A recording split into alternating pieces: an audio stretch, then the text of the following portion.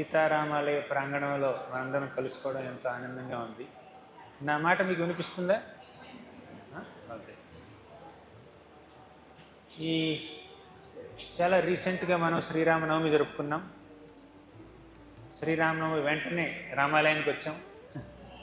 కాబట్టి శ్రీరామచంద్రుడి యొక్క కథని ఒక్క శ్లోకంలో మనం నేర్చుకుందాం ఈరోజు. ఏకశ్లోకి రామాయణం. శ్రీమద్ భాగవతంలో సుఖదేవ గోస్వామి శ్రీరామచంద్రుడి యొక్క లీలల్ని ఎంతో క్లుప్తంగా 2 అధ్యాయాల్లో వర్ణిస్తాడు. రామాయణాన్ని వాల్మీకి మహర్షి ఒక పెద్ద గ్రంథంలో 24,000 శ్లోకాల్లో వర్ణిస్తే సుఖదేవ గోస్వామి దాని యొక్క సమరీని ఒక 2 అధ్యాయాల్లో 9వ స్కంధంలో చెప్పారు. అంతేకాకుండా ఆ 2 అధ్యాయాల్లోనే ఒక ప్రత్యేకమైనటువంటి శ్లోకంలో రామాయణం మొత్తాన్ని చాలా క్లుప్తంగా చాలా బ్రీఫ్గా చెప్పేశారనమాట. ఆ శ్లోకం మీ చేతిలో ఉంది. ఇందుకు ఏ శ్లోకం ఇచ్చారండి వాళ్ళకి? నాకు కూడా ప్రింట్అవుట్ ఏంటి చూపిస్తుంది. మీ దగ్గర ఉన్న ప్రింట్ ఏంటి? గురువర్తేనా? ఓకే, కరెక్ట్, ఇదే. ఓకే, ఇది శ్రీమద్ భాగవతం అండి. ఇక్కడ రాసిన పేరు మర్చిపోండి మీరు. శ్రీమద్ భాగవతంలో శ్లోకం 9వ స్కంధం 10వ అధ్యాయం 4వ శ్లోకం. ఈ శ్లోకాన్ని నేను ఒకసారి చదువుతాను. తర్వాత మనందరం కలిసి ఈ శ్లోకాన్ని పారాయణం చేద్దాం. తర్వాత ఈ శ్లోకంలో ఉన్నటువంటి ప్రతి పదానికి అర్థం చెప్పుకుందాం. అలా ఒక గంట సేపట్లో మనం రామాయణం మొత్తాన్ని రామాయణంలో ఉన్నటువంటి అన్ని భాగాల్ని మనం సందర్శించబోతున్నాం. రామో రాజమణి సదా విజయతే రామం రమేశం భజే రామేణాభిహత నిశాచరచమో రామాయ తస్మై నమః రామాన్నాస్తి పరాయణం పరతరం రామస్య దాసోస్మ్యహం రామే తిష్టతి రామే చిత్తలయ సదా భవతు మే భో రామ మాముద్ధర అని భక్తులు అంటారండి. రామో రాజమణి సదా అంటే శ్రీరామచంద్రుడు రాజులందరికీ ఒక మణి వంటివాడు. Crest jewel of all kings. ఆయన కన్నా గొప్ప రాజు లేడు అని. రామో రాజమణి సదా విజయతే రామం రమేశం భజే. సదా విజయతే అంటే శ్రీరామచంద్రుడు ఎప్పుడు పరాజయం పాలు కాలేదండి. ఎప్పుడు victory, no defeat, only success, no failure. సదా విజయతే రామం రమేశం భజే. శ్రీరామచంద్రుడు రమేశుడైనటువంటి శ్రీరామచంద్రుడిని ఎప్పుడు భజిద్దాం. రామే అంటే శ్రీరామచంద్రుడినే ఎప్పుడు చిత్తలయ సదా భవతుమే, మన చిత్తంలో ఎప్పుడు శ్రీరామచంద్రుడిని పెట్టుకుని మనం ధ్యానిద్దాం, నమస్కరిద్దాం, ఆయన ఆశీర్వచనాల్ని కోరుకుందాం అంటూ కాస్త ధ్యానించి మనం ఇప్పుడు రామాయణాన్ని ప్రారంభిద్దాం. శ్లోకం ఏమిటంటే గుర్వర్ధే త్యక్త రాజ్యో. ఈ శ్లోకం చదవండి. నేను మొత్తం ఒకసారి చెప్తాను, తర్వాత మళ్ళీ మీరు చదువుతారు కానీ 1 by line, అంటే మీకు ట్యూన్ మొత్తం మీ మనసులో ఉండడానికి. గుర్వర్ధే త్యక్త రాజ్యో వ్యచరదనువనం పద్మపద్భ్యాం ప్రియాయ పాణిస్పర్శాక్షమాభ్యాం భృజితరుథపచో యో హరీంద్రానుజాభ్యాం వైరూప్యాత్ శూర్పణఖ్యాః ప్రియవిరహరుషారోపిత భ్రూవిజృంభన్ త్రస్తాద్భిర్బద్ధసేతుర్ ఖలతవదహనః కోశలేంద్రోవపన్నః. ఇప్పుడు మీరు చెప్పండి. గుర్వర్ధే త్యక్త రాజ్యో గుర్వర్ధే త్యక్త రాజ్యో వ్యచరదనువనం పద్మపద్భ్యాం ప్రియాయ వ్యచరదనువనం పద్మపద్భ్యాం ప్రియాయ పాణిస్పర్శాక్షమాభ్యాం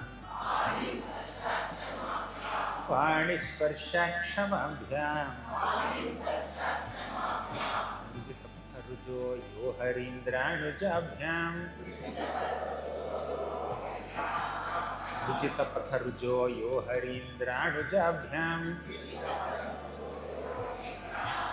వైరూప్యాత్ శూర్పణఖ్యాః వైరూప్యాత్ శూర్పణఖ్యాః ప్రియవిరహరుషారోపిత భ్రువిజృంభాం ప్రియవిరహరుషారోపిత భ్రువిజృంభాం త్రస్తాద్భిర్బద్ధసేతుః త్రస్తాద్భిర్బద్ధసేతుః ఖలదవదహనః కౌశలైరుర్వతాన్నః.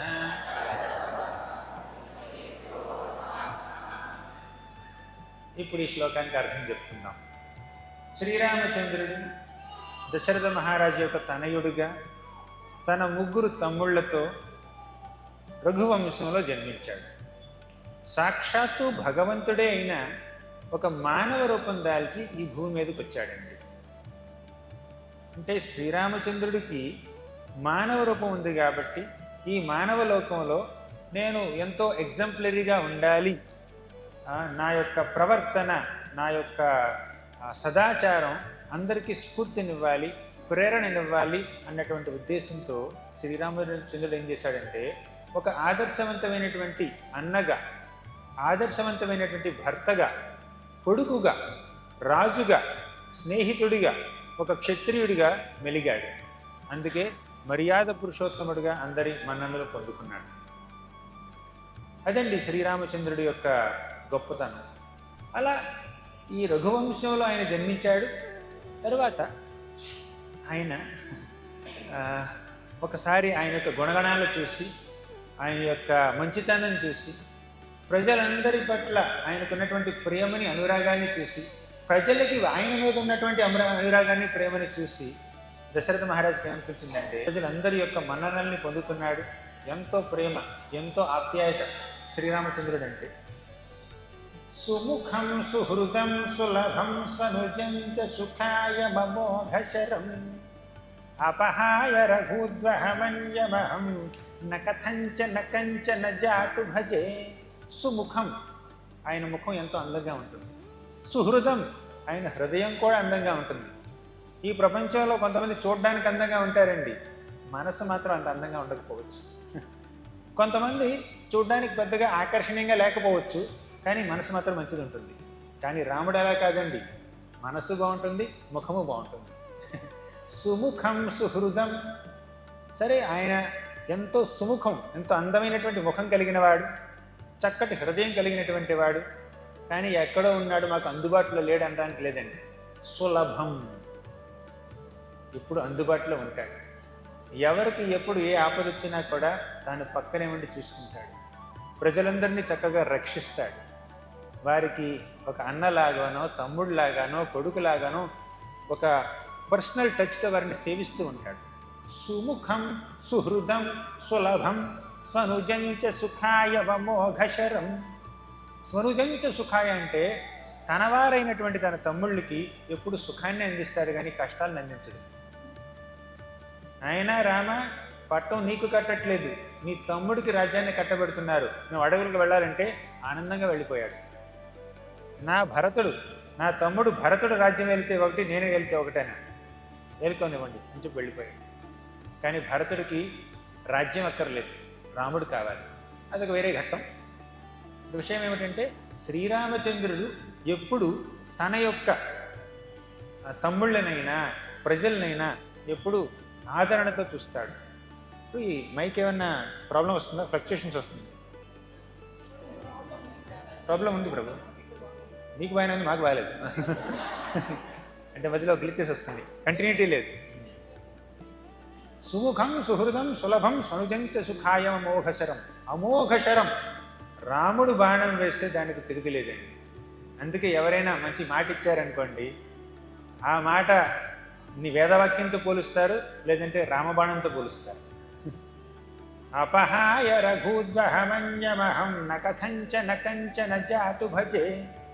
ఆయన్ని తప్పితే నేను ఇంకెవరి శరణ పొందను అని భక్తులు అంటున్నారు. ముఖ్యంగా ఆంజనేయుడు అంటున్నాడు.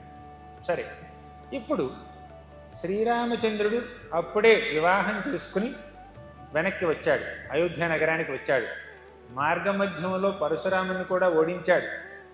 పరశురాముడు కొంచెం కోపంతో రాముడి దగ్గరికి వచ్చి ఏమన్నాడంటే, నువ్వా రఘురాముడివి, నువ్వా శివుడి విరిచినటువంటి వీరుడివి, శివుణ్ణి అవమానించినటువంటి క్షత్రియుడివి నువ్వేనా?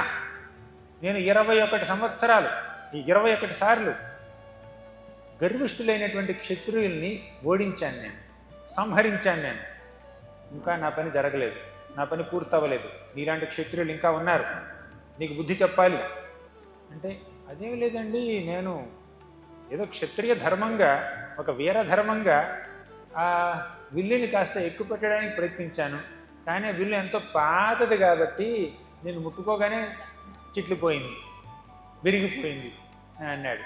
ఆహా, నువ్వు అంత బలవంతుడుగా, నీ యొక్క స్పర్శని కూడా తాళలేదా శివధనుస్సు? శివధనుస్సు నీ స్పర్శని తాళలేక విరిగిపోయిందంటావా? అయితే విష్ణు చాపాన్ని ఎత్తు అని అంటే శ్రీరామచంద్రుడు అవలీలగా విష్ణు చాపాన్ని తన చేతిలో దర్శనం ఇచ్చి చూపించాడు. అప్పుడు పరశురాముడు శ్రీరామచంద్రుడు సాక్షాత్తు విష్ణువే అని తెలుసుకుని వెళ్ళిపోయాడు. ఇలా ఇంత చక్కగా విజయయాత్ర చేసి బాలకాండ ముగించుకుని శ్రీరామచంద్రుడు వెనక్కి వచ్చాడు, అయోధ్య నగరానికి వచ్చాడు. అందరి మన్ననలు చక్కగా పొందుతున్నాడు. అప్పుడు దశరథ మహారాజు ఒక పెద్ద అనౌన్స్మెంట్ చేశాడు. ప్రజలారా, నా యొక్క అమాత్యుల్ని, సామంతుల్ని, మంత్రుల్ని నేను కొంచెం కన్సల్ట్ చేసి నేను నా రాజ్య పదవిని విడిచిపెట్టాలని నిర్ణయించుకున్నాను. ఆ పదవిని శ్రీరామచంద్రుడికి అప్పగించాలని, శ్రీరామచంద్రుని అతి త్వరలో అయోధ్య నగరానికి, అయోధ్య సామ్రాజ్యానికి రాజుగా ప్రకటించాలని నిర్ణయించాను. మీ ఉద్దేశం అంటే చెప్పండి అన్నాడు. అప్పుడు దశరథ మహారాజుతో ప్రజలు ఏమన్నారు తెలుసా? మహారాజా దశరథ, నువ్వు ఇన్ని వేల సంవత్సరాలు అయోధ్య నగరాన్ని పాలించావు, ఇప్పటి వరకు నువ్వు తీసుకున్న నిర్ణయాలు, డెసిషన్స్ అన్నింటిలో బెస్ట్ డెసిషన్ ఇదే అన్నారు. ఇంతకన్నా గొప్ప నిర్ణయం ఇప్పటి వరకు నువ్వు తీసుకోలేదంటే దశరథ మహారాజుకి ఆనందం కలిగింది. ఆయన ఆనందంతో పాటు చిన్న అనుమానం అనమాట. అంటే నా రాజరికంతో మీరు అంత విసిగిపోయారా? నేను చక్కగా రాజ్యం పాలిస్తున్నాను అనుకున్నాను, నేను రిటైర్ అవుతాను అనగానే మీకు అంత ఉప్పొంగిపోతున్నారు మీరు అంటే, నా రాజ్యంతో, నా రాచరికంతో మీరు ఏమైనా విసిగిపోయారా అని అన్నాడు. లేదండి దశరథ మహారాజా, మీరంటే మాకు ఎంతో ప్రేమ, ఎంతో గౌరవం, మీరు మమ్మల్ని ఎప్పుడు బిడ్డల్లా చూసుకున్నారు. కానీ అంటే మీ రాజ్య పాలనలో మాకు ఎటువంటి లోటు లేకపోయినా మీ బిడ్డ అయినటువంటి రామచంద్రుడి పట్ల అంత ప్రేమ ఉంది కాబట్టి మీరు రాముని రాజుగా అనౌన్స్ చేయగానే మేము ఆనందం పట్టలేకపోయామండి, అందుకే అలా అన్నాం, ఏమనుకోకండి అని అన్నారు. సరే, రామచంద్రుడి యొక్క పట్టాభిషేకం అనౌన్స్ చేశారు.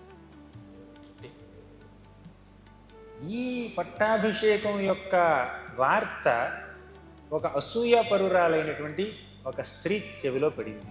ఎవరావిడ? మంథర. ఈ మంథర ఏం చేసింది?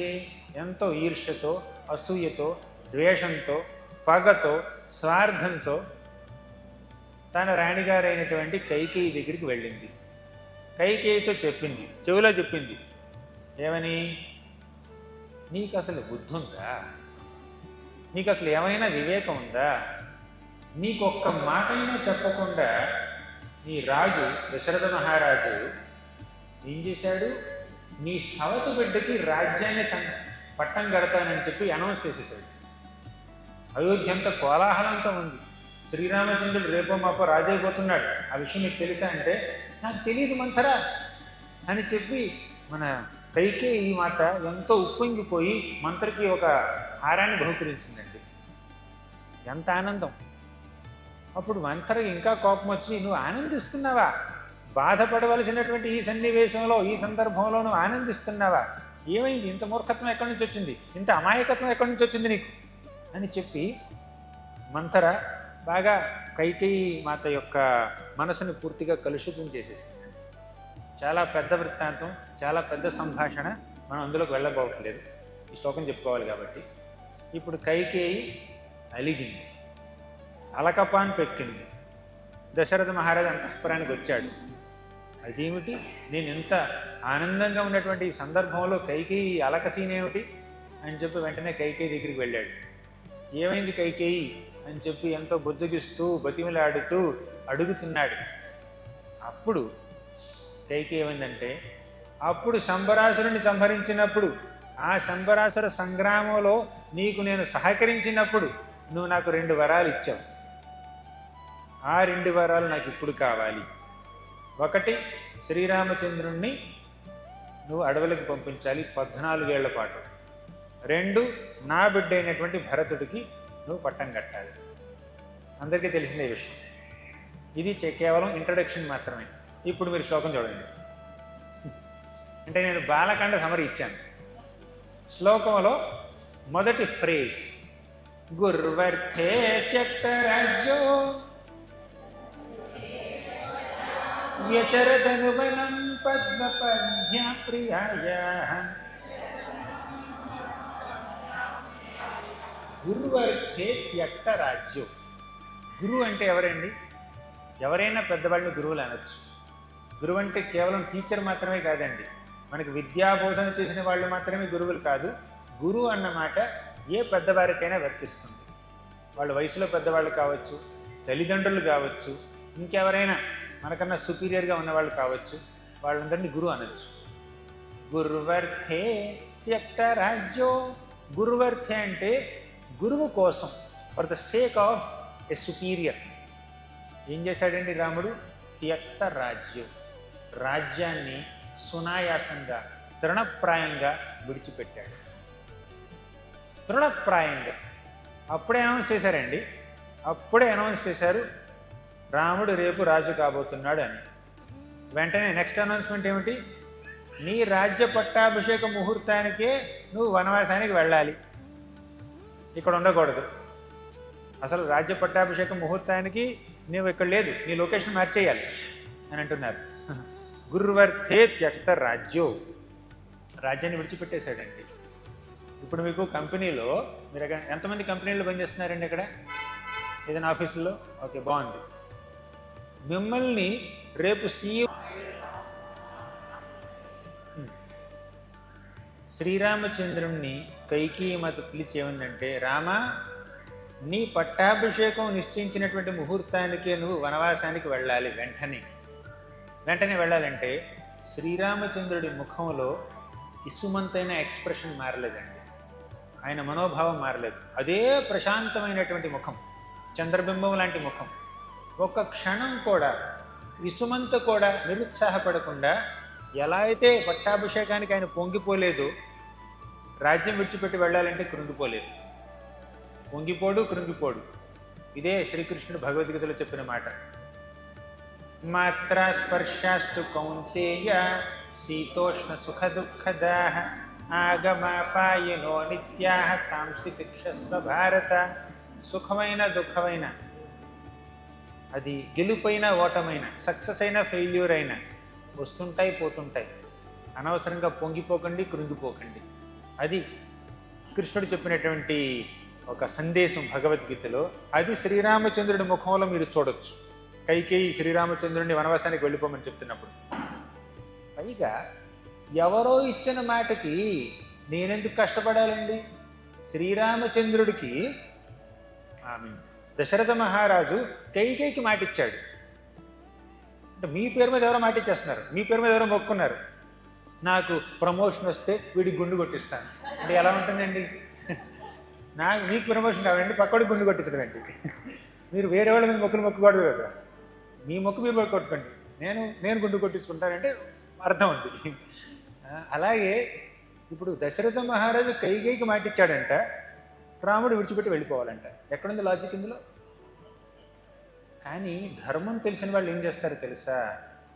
వారి మాటకు వారు విలువనిచ్చుకుంటారు, వారిచ్చినటువంటి ప్రతిజ్ఞల్ని వారు నెరవేర్చుకుంటారు. కానీ అక్కడితో ఆగరండి నిజంగా ధర్మం తెలిసిన వాళ్ళు. వారికన్నా గొప్పవారు ఉంటారు చూడండి, వాళ్ళు తల్లిదండ్రులు కావచ్చు, గురువులు కావచ్చు, ఇంకా పెద్దవాళ్ళు కావచ్చు. వాళ్ళు ఇచ్చిన మాటని కూడా నేను నిలబెట్టాలి అన్నటువంటి మనస్తత్వంతో ఉంటారండి. మీరు కేవలం మీ మాటని, మీ ప్రతిజ్ఞని నెరవేర్చుకోవడానికి మాత్రమే పాటుపడకూడదు జీవితంలో. మీ గురువులు ఇచ్చినటువంటి ప్రతిజ్ఞని, వారిచ్చినటువంటి మాటని నిలబెట్టడానికి కూడా మీరు పాటుపడాలి. అదే మానవ జీవితంలో మనకున్నటువంటి బాధ్యత. కేవలం మన కోసం మనం బ్రతకూడదండి. ఎంత ధర్మపరంగా బ్రతికినా కూడా, మన ప్రతిజ్ఞల్ని, మన మాటల్ని మనం నెరవేర్చుకున్నా కూడా, ఇతరుల మాటల్ని కూడా నెరవేర్చవలసినటువంటి అవసరం మనకుంది. వారి మాటని కూడా నిలబెట్టవలసినటువంటి అవసరం ఉంది, ముఖ్యంగా వారు మన గురువులైతే. అందుకే గురువర్తే త్యక్త రాజ్యం. ఆ మాట నెరవేర్చడం, గురువుల యొక్క మాటలను నెరవేర్చడం కోసం మీరు రాజ్యాన్ని విడిచిపెట్టవలసి వచ్చినా కూడా వెనుకంజ వేయకూడదు. అదే శ్రీరామచంద్రుడు మనకి చెప్పాడండి. అసలు ఆధ్యాత్మిక జీవనంలో ఒక శిష్యుడి యొక్క జీవనం ఎలా ఉంటుందో మీకు తెలుసా? గురువు గారు ఏం చెప్తే అది చేయడం, గురువు మాట నిలబెట్టడం కోసం, గురువు ఆజ్ఞ పాటించడం కోసం, గురువు యొక్క కోరిక తీర్చడం కోసం మాత్రమే శిష్యుడు బ్రతుకుతాడు. బ్రహ్మచారి గురుకులే వసన్ దాంతో గురోర్హితం. కేవలం గురువుకి హితవు చేకూర్చడం కోసం మాత్రమే శిష్యుడు జీవిస్తాడు. అదండి ఆధ్యాత్మిక జీవితం అంటే. ఒక గురువు పట్ల, ఆధ్యాత్మిక గురువు పట్ల మనకు ఒక అంకిత భావం ఉండాలి. ఎప్పుడు ఆయన ఏం చెప్తే అది, ఆయన కోసమే బ్రతుకుతున్నాం. అసలు సంసిద్ధిర్ హరితోషణం అంటారు. అసలు భక్తి యొక్క పరమార్థం ఏమిటి? అసలు భక్తిని ఎలా ఆచరించాలి? సంసిద్ధిర్ హరితోషణం. హరికి ఏం సంతృప్తి కలుగుతుందో అదే నేను చేస్తాను, ఇంకేది చెయ్యను అని అనుకోవాలి. అదే భక్తుడి యొక్క జీవితం. ఇప్పుడు హరికి ఏం సంతృప్తి కలుగుతుందో మనకు తెలియదు కదా. ఆ హరి యొక్క ప్రతినిధి అయినటువంటి గురువుని అడగాలి. అంటే గురువు గారికి ఏం సంతృప్తి కలుగుతుందో అది ఆచరించాలి. శ్రీరామచంద్రుడు గురువుల మాటల్ని ఎప్పుడూ నిలబెట్టాడు. గురువులంటే కేవలం టీచర్స్ మాత్రమే కాదండి, విశ్వామిత్రుడు, వశిష్ఠుడు మాత్రమే కాదు. ఆ గురువుల కేటగిరీలో దశరథ మహారాజు కూడా వస్తాడు. అందుకే గురువర్తే త్యక్త రాజ్యం అన్నారు. అంటే మా తండ్రి గారు ఒక మాట ఇస్తే అది కేవలం ఆయన మాటే కాదు, ఆ మాటని నిలబెట్టవలసినటువంటి బాధ్యత కొడుకుగా నాకు కూడా ఉంది అని బాధ్యత స్వీకరించాడు. అది రామచంద్రుడు చేసినటువంటి పని. ఇది కేవలం రాముడు మానవుడిగా ఉండి మాత్రమే చేయలేదండి, ఆయన దేవుడుగా, విష్ణువుగా ఉండి కూడా చేశాడు. ఇప్పుడు హిరణ్యకశిపుడికి వరాలు ఇచ్చారండి. ఎవరిచ్చారు హిరణ్యకశిపుడికి వరాలు? బ్రహ్మదేవుడు ఇచ్చాడు. అవునా? ఏం వరం ఇచ్చాడు? ఇంట్లో చావడు, బయట చావడు, నేల మీద చావడు, నింగిలో చావడు, రాత్రి చావడు, పగలు చావడు, ఏ ఆయుధాలతోనూ చావడు, ఏ మనుషుల ద్వారా చావడు, ఏ జంతువుల ద్వారా చావడు. ఇలా ఎన్నెన్నో వరాలు ఇచ్చాడు. చాలా ప్రోటోకాల్స్ ఉన్నాయి అన్నమాట. ఇప్పుడు విష్ణువు ఒక మానవ రూపంలో వచ్చి హిరణ్యకశిపుని సంహరించగలడా లేడా చెప్పండి? అంటే బ్రహ్మదేవుడు వరాలు ఇచ్చాడు కరెక్టే, కానీ విష్ణుమూర్తి ఈ వరాలన్నింటికి అనుగుణంగా నడుచుకుంటూనే హిరణ్యకశిపుని చంపాలా? ఆ వరాల్ని ఉల్లంఘించి చంపలేడా? చంపగలడు, ఖచ్చితంగా చంపగలడు. పగలు చావకూడదు, రాత్రి చావకూడదు అంటే విష్ణుమూర్తి వచ్చి పగలే చంపేస్తాడు, రాత్రే చంపగలడు. అయినా కూడా బ్రహ్మదేవుడు ఇచ్చినటువంటి మాటని, ఆయన ఇచ్చినటువంటి వరాన్ని గౌరవించాలి అన్నటువంటి ఒక ఉద్దేశంతో ఆయన నరసింహ రూపంలో వచ్చి సంహరించాడు. అంటే నరుడి రూపంలో వచ్చి సంహరించలేడని కాదు దాని అర్థం, సింహం రూపంలో వచ్చి సంహరించలేడని కాదు దాని అర్థం. ఆయన ఆకాశంలో చంపగలడు, నేల మీద చంపగలడు. కానీ బ్రహ్మదేవుడు ఒక మాట ఇచ్చాడు కదా, ఏదో ఒక విధంగా బ్రహ్మదేవుడి మాట నిలబెడదాము. ఎందుకంటే బ్రహ్మదేవుడు నా భక్తుడే, నా బిడ్డే. ఇప్పుడు విష్ణువు తండ్రి, బ్రహ్మ బిడ్డ. బిడ్డ మాటని నిలబెట్టడం కోసం విష్ణువు నరసింహ రూపం దాల్చి వచ్చాడు. ఇక్కడ దశరథుడు తండ్రి, రాముడు బిడ్డ. తండ్రి మాట నిలబెట్టడం కోసం రాముడు అడవుల పాలయ్యాడు. చూసారా ఇక్కడ? అందుకే భగవంతుడు తండ్రి పాత్ర పోషించిన, బిడ్డ పాత్ర పోషించిన ఆయన తండ్రికి బిడ్డకి విలువనిస్తాడు. అవునా? ఒక తండ్రిగా బిడ్డ అయినటువంటి బ్రహ్మదేవుడి మాటకి విలువనిచ్చాడు, ఒక బిడ్డగా తండ్రి అయినటువంటి దశరథ మహారాజు మాటకి విలువనిచ్చాడు. అలాగే మనం కూడా మన ఆధ్యాత్మిక జీవితంలో కేవలం మన మాటలకి, మన మనసుల్లో ఉన్నటువంటి కోరికలు మాత్రమే మనం విలువనిచ్చుకోకూడదండి. మన గురువులు, మన పెద్దవాళ్ళు ఏం చెప్పారో వారి మాటకి కూడా విలువనిచ్చి, వారి కోరికలకు కూడా విలువనిచ్చి మెలగాలి మనం, ముఖ్యంగా ఆధ్యాత్మిక జీవనం. గుర్వర్ధే త్యక్త రాజ్యం అంటే గురువు కోసం, గురువు ఇచ్చినటువంటి మాట కోసం, దశరథ మహారాజు చేసినటువంటి ప్రమాణం కోసం దశరథ మహారాజే వద్దు స్వామి, రామా నువ్వు నా మాటని పాటించొద్దు, నా ఆజ్ఞని పాటించొద్దు, నేను చేసినటువంటి ప్రమాణాలని పాటించవలసినటువంటి అగత్యం నీకు లేదు, నా ప్రమాణం కనుక నిజం కాకపోతే నేను నరకానికి వెళ్తాను, నాకేం ప్రాబ్లం లేదు, కానీ నువ్వు అడవికి వెళ్తే నేను తట్టుకోలేను. నేను నరకానికి వెళ్తే నేను తట్టుకోగలను, కానీ నువ్వు అడవికి వెళ్తే మాత్రం నేను చూసి తట్టుకోలేను. రామా నా మాటని ఉల్లంఘించు, నా మాట పాటించొద్దని సాక్షాత్తు దశరథుడే చెప్పినా కూడా శ్రీరామచంద్రుడు వినలేదు. అదేంటంటే తండ్రి మాట వినలేదంటే అంటే తర్వాత చెప్పిన మాట కన్నా ముందు చెప్పిన మాటకి ఎక్కువ వాల్యూ. తండ్రి ఏ భావనలో చెప్పాడు, నా ప్రతిజ్ఞని నేను ఇచ్చినటువంటి మాటని నేను కాంప్రమైజ్ చేసుకుంటాను, నువ్వు ఇక్కడే ఉండన్నాడు. నువ్వు కాంప్రమైజ్ అవ్వద్దు నాన్నగారు, మీరు కాంప్రమైజ్ అవ్వకండి అంటున్నాడు. తర్వాత మన శ్రీరామచంద్రుడు అడవిలోకి వెళ్ళిన తర్వాత ఈ మధ్యలో భరతుడికి కాస్త విషయం తెలిసింది. కైకేయిని తల్లిగా రిజెక్ట్ చేసేశాడు, కైకేయిని తల్లిగా తిరస్కరించాడు. ఇంత స్వార్థపూరితమైనటువంటి మనసు ఉన్నటువంటి నువ్వు నా తల్లివా, నీ కడుపును నేను ఎలా పుట్టాను, నేను నీ పాలు తాగి నేను ఎలా పెరిగాను అని చెప్పి తల్లిని తిరస్కరించి రాముడి దగ్గరికి పరిగెత్తుకుంటూ వెళ్ళాడు. ఏ అయోధ్యావాసులైతే తనని అపార్థం చేసుకున్నారో వారినే వెంట పెట్టుకుని తీసుకువెళ్ళాడు, రామచంద్రుడి దగ్గరికి వెళ్ళాడు. చూడండి జీవితం ఎలా ఉంటుందో తెలుసా, భరతుడి తప్పు ఇసుమంతైనా లేదు, తప్పంతా మంథరది, తర్వాత కైకేయిది. అయినా కూడా భరతుణ్ణి అందరూ అపార్థం చేసుకున్నారండి. భరతుణ్ణి మొట్టమొదటిగా అపార్థం చేసుకునేది ఎవరో తెలుసా మీకు? కైకేయి. కైకేయి మిస్అండర్స్టాండ్ చేసుకుంది భరతుణ్ణి. ఎలా మిస్అండర్స్టాండ్ చేసుకుంది? భరతుడికి నేను రాజ్యం కట్టబెడితే భరతుడు ఆనందిస్తాడు అని ఊహించింది. ఆ ఊహ తప్పు. భరతుడికి రాజ్యం ఇస్తే భరతుడు ఆనందించలేండి. రాముడికి రాజ్యం ఇస్తే ఆ రాముడి పాదపద్మాల దగ్గర కూర్చుని భరతుడు ఆనందిస్తాడు. ఆ విషయాన్ని కైకేయి అర్థం చేసుకోలేకపోయింది, అందుకే అటువంటి వరాలు కోరింది. తర్వాత ఈ భరతుడికి రాజ్యకాంక్ష ఉందేమో అని దశరథుడు అపార్థం చేసుకున్నాడు. ముందుగా అపార్థం చేసుకున్నది కైకేయి, తర్వాత అపార్థం చేసుకున్నది దశరథుడు. ఆ తర్వాత న్యూస్ పూర్తిగా ఈ అయోధ్య మొత్తం పాకేసింది. తర్వాత వశిష్ఠుడు కూడా అపార్థం చేసుకున్నాడు భరతుణ్ణి. కౌసల్యమాత కూడా అపార్థం చేసుకుంది భరతుణ్ణి. లక్ష్మణుడు ఇంకా దారుణంగా అపార్థం చేసుకున్నాడు. అయోధ్య నగరంలో ఉన్నటువంటి ప్రజలందరూ అపార్థం చేసుకున్నారు. రాముణ్ణి అడవులకి పంపించి ఈ భరతుడు రాజ్యసింహాసనం మీద కూర్చుంటే ఆయన రాచరికంలో మేము ఇక్కడ ఉండాలా, అయోధ్యలో ఉండాలా అని అయోధ్య ప్రజలు కూడా భరతుణ్ణి మెచ్చుకోలేదు, వాళ్ళు కూడా అపార్థం చేసుకున్నారు. చూడండి, ఒక్క వ్యక్తి తన తప్పు ఇసుమంతైనా లేకుండా కూడా ఎంతమంది అపార్థం చేసుకున్నారు చూడండి. మిమ్మల్ని ఎప్పుడైనా ఎవరైనా అపార్థం చేసుకున్నారా? చెప్పండి. అందరూ చేసుకునే ఉంటారు, అందరికీ అభినయం ఉండే ఉంటుంది, పిల్లలు కూడా ఉంటుంది. చూసండి, చేసుకున్నారా? పిల్లాడు కూడా ఉందంట, తల్లిని చూపిస్తున్నాడు పిల్లాడు. అపార్థం ఈ ప్రపంచంలో కామన్ అండి. కానీ మిమ్మల్ని ఎప్పుడైనా ఎవరైనా అపార్థం చేసుకుంటే మీరేం చేయాలో తెలుసా? భరతుణ్ణి తెలుసుకోండి. భరతుణ్ణి అపార్థం చేసుకున్నంత విధంగా ఈ ప్రపంచంలో ఎవరు ఎవరిని అపార్థం చేసుకోలేరు. తల్లితో స్టార్ట్ అయ్యి అయోధ్య ప్రజలు అందరూ అపార్థం చేసుకున్నారండి భరతుణ్ణి. అందరూ. తప్పు లేదు, నిజమంతైనా తప్పు లేదు. అయినా కూడా ఈ భరతుడు అయోధ్యవాసులు ఎవరిని విడిచిపెట్టలేదండి. వారినే తోడు తీసుకుని వెళ్ళాడు. వారి తోడుతోనే రాముడి దగ్గరికి వెళ్ళి కన్విన్స్ చేసి మళ్ళీ ఇక్కడికి తీసుకొద్దామని చెప్పి వెళ్ళాడు అనమాట. దీంట్లో పరమార్థం, దీంట్లో లెసన్ ఏమిటో తెలుసా మీకు? భక్తుల సాంగత్యం వల్ల ఉన్నప్పుడు సాటి భక్తులు మిమ్మల్ని అప్పుడప్పుడు అపార్థం చేసుకుంటారండి. భక్తులు ఎప్పుడైనా అపార్థం చేసుకున్నారు మిమ్మల్ని? ఇన్ ఎక్స్పీరియన్సెస్ భక్తులు కూడా చేసుకుంటారు.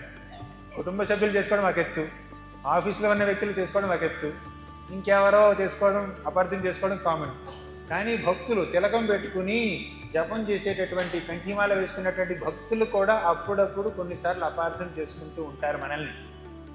అప్పుడు మనం ఏం చేయాలంటే తిరిగి వాళ్ళని అపార్థం చేసుకోకూడదండి, భరతుడిని గుర్తు చేసుకోవాలి. ఆ భక్తుల సాంగత్యాన్ని విడిచిపెట్టి వెళ్ళిపోకూడదండి, మళ్ళీ వాళ్ళతోనే ఉండాలి. భరతుడు ఈ పాఠాన్ని మనకు చెప్తున్నాడు. అయోధ్యవాసులు అందరూ అపార్థం చేసుకున్నా, కౌసల్యమాత అపార్థం చేసుకున్నా, వశిష్ఠుడు అపార్థం చేసుకున్నా, వెళ్ళి వాళ్ళ మా కాళ్ళ మీద పడి, స్వామి నాకు ఎటువంటి పాపం తెలీదు, ఇదంతా మా మంథర విషపూరితమైనటువంటి వాక్యాల వల్ల మా తల్లి కోరుకున్నటువంటి కోరికలు, నాకు ఈ కోరికలకు ఏ సంబంధం లేదు, నాకు రాజ్యకాంక్ష ఇసుమంతైనా లేదు, శ్రీరామచంద్రుడి యొక్క పాదదాసుని నేను, వశిష్ఠ మహర్షి ప్లీజ్ నన్ను అపార్థం చేసుకోవద్దు, పదండి మనందరం కలిసి వెళ్ళి, అయోధ్య ప్రజలందరం కలిసి వెళ్ళి మనం రాముడిని వెనక్కి తీసుకొద్దాం అన్నారు. అలా భరతుడు వెళ్ళాడు. సో భరతుడు వెళ్ళినప్పుడు భరతుడితో పాటు కైకేయి కూడా వెళ్ళింది. అప్పుడు చెప్పిందండి కైకేయి రాముడికి, రామా ఏదో బుద్ధి గడ్డి తిని నేను ఆ 2 వరాలు కోరాను, ఇప్పుడు ఈ క్షణం మీ అందరి సమక్షంలో నేను నా 2 వరాలని ఉపసంహరించుకుంటున్నాను, క్యాన్సిల్,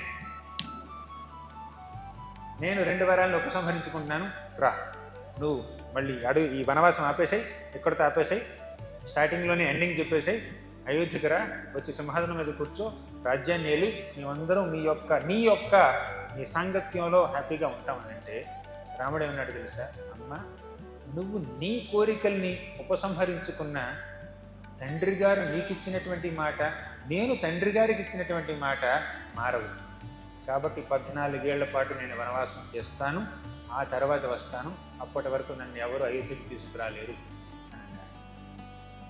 అంటే, ఎవరి మాట అయితే నిలబెట్టడానికి రామచంద్రుడు ఇంత పాట పడుతున్నాడో ఆయనే అన్నాడు, దశరథుడే అన్నాడు, రామ నా మాట పాటించొద్దు, ఇక్కడే ఉండు, అయోధ్య విడిచిపెట్టి వెళ్ళొద్దు అన్నాడు. ఎవరైతే వరాలు కోరారో కైకేయి, ఆ కైకేయి స్వయంగా రాముడికి చెప్పింది, నేను వరాలు ఉపసంహరించుకున్నాను, వెనక్కి వచ్చేయండి. కైకేయి మాట వినలేదు, దశరథుడి మాట వినలేదు, భరతుడి మాటలు అసహ్యం వినలేదు. ఎవరి మాట వినకుండా ఆయన వ్యచర ధనువనం, వనాల్లో సంచరించాడు. చూసారా రామచంద్రుడు ఎంత సత్యసంధుడు. ఇది మొదటి ఫ్రేజ్కి అర్థం. గుర్వర్ధే త్యక్త రాజ్యో అంటే ఇంత స్లోగా చెప్పుకుంటే రాత్రంతా చెప్పుకోవాలండి, కొంచెం ఫాస్ట్గా చెప్తాను నేను ఇప్పుడు. శ్లోకంలో ఒక చిన్న మాట మాత్రం చెప్పుకున్నాం. గుర్వర్ధే త్యక్త రాజ్యో, తర్వాత వ్యచరదనువనం పద్మపద్భ్యా ప్రియాయ. వ్యచరదనువనం, వ్యచరదంటే ఆయన సంచరించాడండి, చరించాడు. ఎక్కడ చరించాడు? అనువనం, వనాల వెనక, అడవుల వెనకబడి ఆయన సంచరిస్తున్నాడు, అడవుల్లో తిరుగుతున్నాడండి.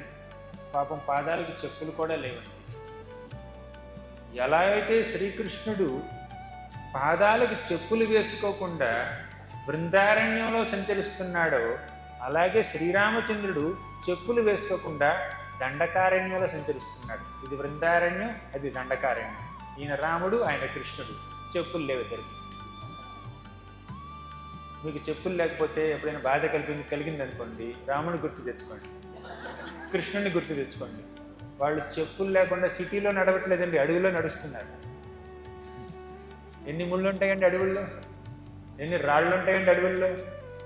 అంటే ఈ ప్రపంచంలో మీరు మానవ జన్మ ఎత్తి వస్తే కష్టాలు తప్పవు. మీరు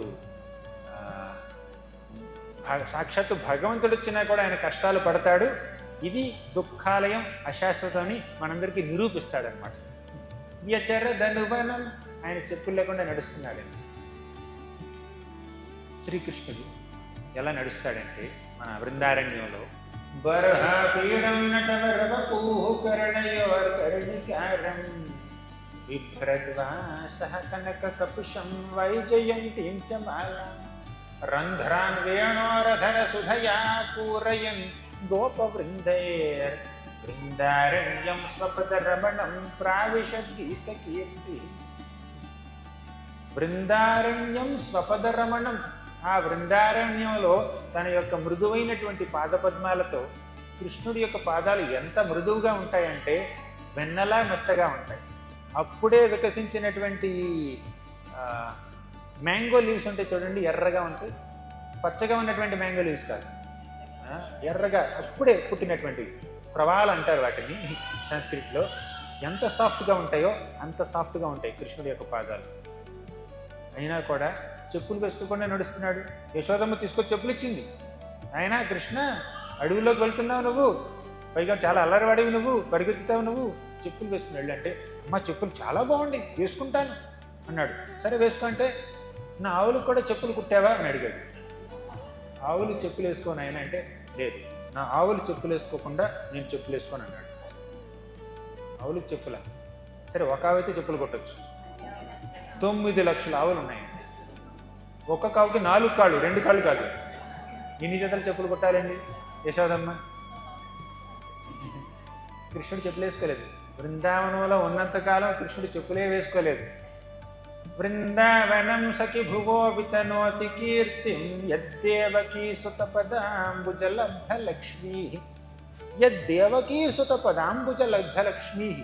బృందావనం అనేటటువంటి ఈ భూమి యొక్క, ఈ వ్రజభూమి యొక్క గొప్పతనం ఏమిటంటే, ఆ దేవకీసుడైనటువంటి శ్రీకృష్ణుడి యొక్క పాదపద్మాల పాద ముద్రలు ఈ బృందావనంలో ఉన్నాయండి.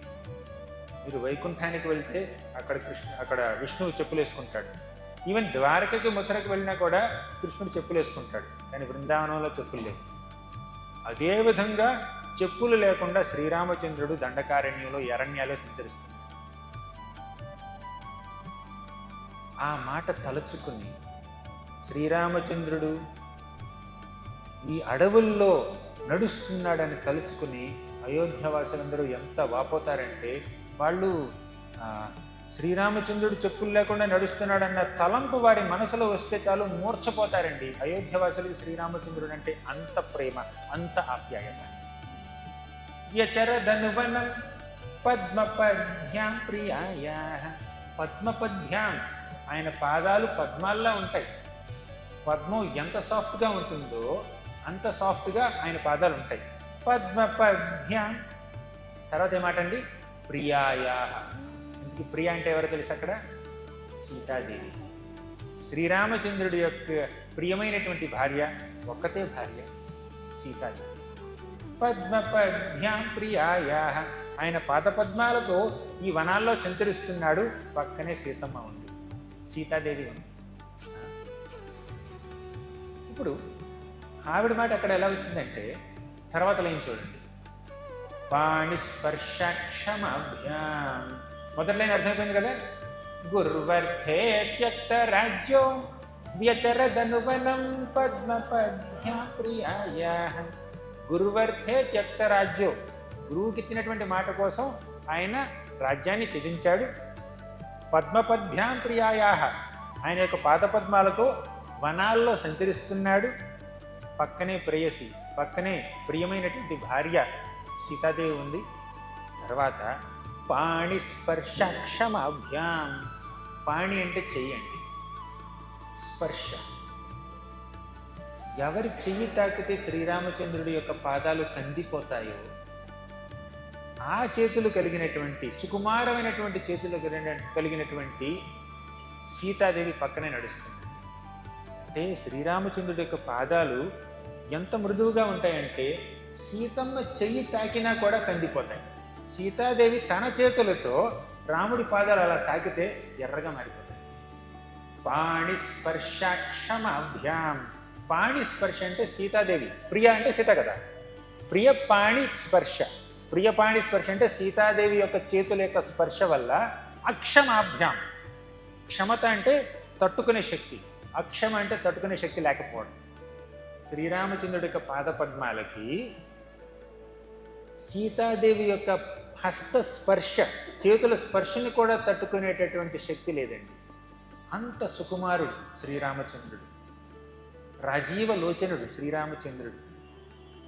అసలు చంద్రుడు ఉదయిస్తే చాలు రాముడు నిద్రపోతాడు. సూర్యాస్తమయం రాముడి యొక్క నిద్ర సేమ్ టైం. అటువంటి శ్రీరామచంద్రుడు, అంత సుకుమారమైనటువంటి శ్రీరామచంద్రుడు, అంత డెలికేట్గా ఉన్నటువంటి పాదాలతో నడుస్తున్నాడు. సీతాదేవి తాకినా కూడా, సీతాదేవి తన మృదువైనటువంటి చేతులతో తాకినా కూడా ఆ పాదాలు తట్టుకోలేవు, తాళలేవు, కందిపోతాయి. అటువంటి శ్రీరామచంద్రుడు అలా చెప్పులు లేకుండా దండకార్యమే నడుస్తుంటే అది తలచుకుని ఈ అయోధ్యవాసులందరూ ఎంత బాధపడుతున్నారు. అవనీతనయా కమనీయకరం రజనీకరచారుముఖాంబురుహం రజనీచరరాజతమో విహిరం మహనీయమహం రఘురామమయే. అవని తనయ అంటే మన సీతాదేవి, భూమికి పుట్టింది కదా, భూమాత యొక్క తనయ కాబట్టి అవని తనయ అంటారు. కమనీయకరం, శ్రీరామచంద్రుడు ఎంత మృదువుగా ఉంటాడు, ఎంత సుకుమారంగా ఉంటాడంటే, ఎంతో సుకుమారంగా ఉన్నటువంటి సీతాదేవి యొక్క హృదయాన్ని, మనసుని పూర్తిగా దోచేసుకుంటాడు. కమనీయకరం, రాముడిని చూసి సీత ముగ్ధురాలైపోతుంది. కమనీయకరం అయినా కూడా రజనీకర రాజతమో విహిరం, రాక్షసులకి రాజైనటువంటి రావణాసురుని సంహరించే శక్తి కూడా ఉందండి. అదే మృదువైన చేతులకి, అదే మృదువైనటువంటి కాళ్ళకి. ఇప్పుడు కృష్ణుడి విషయానికి వస్తే, కృష్ణుడు 3 నెలల వయసులో ఉన్నప్పుడు ఒకసారి యశోదమ్మ కృష్ణుడిని ఒక ఇంట్లో ఉన్నటువంటి బండి కింద పెట్టింది అనమాట. ఎద్దుల బండి ఉంటుంది కదా, ఆ బండి మీద ఏదో సామాన్లు ఉన్నాయి, ఆ సామాన్ కింద కృష్ణుడిని అలా పడుకోబెట్టింది. కాసేపు నిద్రపోయాడు కృష్ణుడు, కళ్ళు తెరిచాడు, తల్లి పక్కన లేదు. ఎలా అయితే 3 ఏళ్ల పసికందులు ఏడుస్తున్నప్పుడు కాళ్ళు చేతులు అలా ఆకాశంలోకి విసురుతారో, అలా అదేవిధంగా శ్రీకృష్ణుడు తన 3 నెలల పాదాలని అలా గాల్లోకి అలా విసిరాడనమాట. అంటే ఆ పాదం కాస్త ఈ బండికి తగిలింది. ఆ బండిలోకి ఒక దెయ్యం ప్రవేశించింది. బండి రాక్షసుడు, ఆయన పేరేంటో తెలుసా? ఉత్కచుడు, శకటాసురుడు అని కూడా అంటారు. శకటంలోకి ప్రవేశించాడు కాబట్టి ఆ శకటాసురుడు, ఆ శకటం పూర్తిగా కుప్పకూలిపోయిందండి. ఏది? 3 నెలల బాలుడైనటువంటి ఈ కృష్ణుడి యొక్క పాదం తగిలింది. అంటే ఆ పాదం ఎంతో మృదువుగా ఉంది, వెన్న కన్నా మృదువుగా ఉంది, కానీ అదే పాదంతో ఈ రాక్షసుని చంపగలిగాడు కృష్ణుడు. అదేవిధంగా శ్రీరామచంద్రుడు కూడా ఆయన పాదాలు ఎంత మృదువుగా ఉన్నా, ఎంత సాఫ్ట్గా ఉన్నా, సీతమ్మ చేతి స్పర్శను కూడా తాళలేకపోయినా కూడా అదే కాళ్ళతో ఆయన పెద్ద పెద్ద వనాల్లో సంచరిస్తాడు, రాక్షసుని సంహరిస్తాడు. ఆయన పాదాలతో ఈ రాక్షసుని ఆయన అదిమితే వాడి ప్రాణం పోయినట్టే. ఆయన మృదువైనటువంటి చేతులతో బాణం వేస్తే అంతే, దానికి తిరుగులేదు, ఎవరైనా చనిపోవలసిందే. అంటే 2 ఉన్నాయండి. మనం ఎప్పుడు సాఫ్ట్గా ఉండాలి అప్పుడు సాఫ్ట్గా ఉండాలి, ఎప్పుడు స్ట్రాంగ్గా ఉండాలి అప్పుడు స్ట్రాంగ్గా ఉండాలి. మన సాఫ్ట్ హార్ట్ ఉండాలి, కరెక్టే, కానీ కొంచెం థిక్ స్కిన్గా కూడా ఉండాలి. థిక్ స్కిన్ అంటే తెలుసా? తెలుగులో ఏమంటారు? తోలుబందం అంటారా? అంటే దాని అర్థం ఏమిటంటే, నిజంగా స్కిన్ మందంగా ఉందని కాదు దాని అర్థం ఏమిటంటే, పరిస్థితులు మన చేయి దాటిపోయినప్పుడు తట్టుకునే శక్తి ఉండాలి. ఎవరైనా మనల్ని అటాక్ చేస్తున్నప్పుడు కౌంటర్ అటాక్ చేసే శక్తి ఉండాలి. కష్టాలు వచ్చినప్పుడు ఓర్చుకునే శక్తి ఉండాలి. మనం మృదువుగా సాఫ్ట్గా ఉన్నాం కదా అని చెప్పి ఈ చిన్న కష్టం వచ్చినా కూడా కొనిగిపోకూడదు, అలా ఉండాలి. అంటే రామచంద్రుడిలో 2 ఉన్నాయండి. ఒక రకంగా చూస్తే ఎంత సాఫ్ట్గా ఉంటాడు, సీతమ్మదేవి చేతి స్పర్శను కూడా తాళలేనంత సాఫ్ట్గా ఉంటాడు, కానీ రావణాసురుడిని కూడా చంపగలిగేంత స్ట్రాంగ్గా కూడా ఉంటాడు. సాఫ్ట్గానే ఉండాలి, స్ట్రాంగ్గానే ఉండాలి. పాణిస్పర్శాక్షమాభ్యాం. సరే, ఇప్పుడు రాముడి యొక్క సుకుమారమైనటువంటి విషయం గురించి మాట్లాడదాం.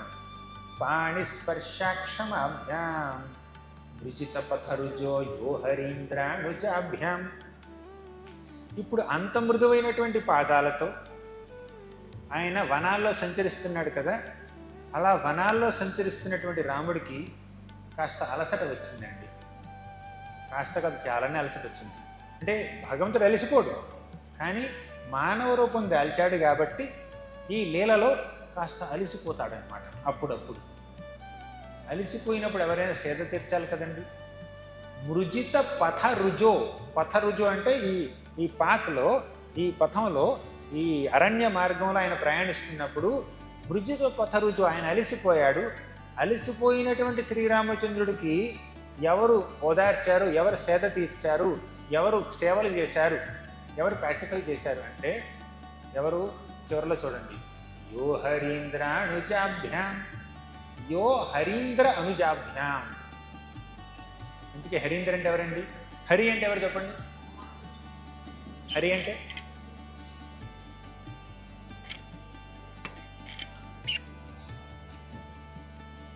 హరి అంటే కృష్ణుడు, మీరు అన్నమాట కరెక్టే. హరి అంటే రాముడు కూడా. హరి అంటే విష్ణువు. హరి అంటే ఆ భగవంతుడు ఇంకో పేరు. ఎందుకు హరి అన్నారు భగవంతుణ్ణి? హరించేస్తాడు కాబట్టి, దొంగ కాబట్టి. ఇందుకు ఏం దొంగతనం చేస్తాడండి? ఒకటి వెన దొంగతనం చేస్తాడు, కరెక్టే. రెండేం చేస్తాడంటే మన మనసుని దొంగతనం చేస్తాడు. మూడు మన కష్టాన్ని దొంగిలిస్తాడు. నాలుగు గోపికల యొక్క వెన్నని దొంగిలిస్తాడు. ఆ వెన్న చేసినటువంటి గోపికల యొక్క హృదయాల్ని దొంగిలిస్తాడు. ఈ దొంగతనం చేసినటువంటి ఇళ్ళని వినేటటువంటి భక్తుల హృదయాలను కూడా దొంగిలిస్తాడు. అవునా? అది అందుకే ఆయన హరి అన్నాడు. కష్టాలను కూడా హరిస్తాడు, అందుకే ఆయన హరి అన్నాడు. ఇప్పుడు చౌరాష్టకం అంటారు. ఏమంటారంటే వ్రజ ప్రసిద్ధం నవనీత చోరం గోపాంగనానాం చతుకూల చౌరం అనేక జన్మార్జిత పాప చౌరం చౌరాగ్రగణ్యం పురుషం నమామి శ్రీరాధికాయా హృదయస్య చౌరం నవాంబుదశ్యామలకాంతి చౌరం పాదాశ్రితానాం చ సమస్త చౌరం చౌరాగ్రగణ్యం పురుషం నమామి. ప్రజా ప్రసిద్ధం నవనీత చోరం. బృందావనంలో కృష్ణుడు దేనికి ప్రసిద్ధుడంటే నవనీతాన్ని దొంగతనం చేయడంలో ప్రసిద్ధుడండి. నవనీత చౌరం. గోపాంగనానాం చదుకోల చౌరం. అంతేకాదండి, గోపికల యొక్క వస్త్రాలు దొంగిలించడానికి కూడా ప్రసిద్ధుడే. కానీ పాదాశ్రీ హరించేస్తాడు, నగలు హరించేస్తాడు. ఓకేనా? ఇప్పుడు తలుపు ఓపెన్ చేసి పెడతారా? పాపాలన్నీ హరిస్తాడంటే తలుపు ఓపెన్ చేస్తారన్నారు. పుణ్యం హరిస్తాడంటే కూడా తలుపు ఓపెన్ చేస్తారా? చెయ్యాలి. పాదాశ్రితానాంతో సమస్త చౌరం. భగవంతుడు మనం ఎప్పుడైతే ఆయన పాదాలను ఆశ్రయిస్తామో అప్పుడు మన దగ్గర ఉన్న ప్రతిదాన్ని హరించేస్తాడు. అంత పేరు ప్రతిష్టలు కావచ్చు, పలుకుబడి కావచ్చు, డబ్బు కావచ్చు, ఏదైనా హరిస్తాడు. ఎందుకు హరిస్తాడంటే మన దగ్గర ఉన్నది మన ఆధ్యాత్మిక జీవనానికి అవసరం లేకపోతే అప్పుడు హరిస్తాడండి. అవసరమైతే హరించడు. మనకి ఏది మన స్పిరిచువల్ లైఫ్కి ఏది అనవసరమో అదంతా తీసేసుకుంటాడు. మంచిదే కదా. కానీ మనకేమనిపిస్తుంది? ఇది అవసరం అనిపిస్తుంది, కానీ అవసరం కాదండి. అది పేరు ప్రతిష్టలు కావచ్చు, పలుకుబడి కావచ్చు, డబ్బు కావచ్చు, ఇంకేదో హోదా కావచ్చు, పవర్ కావచ్చు, పొజిషన్ కావచ్చు.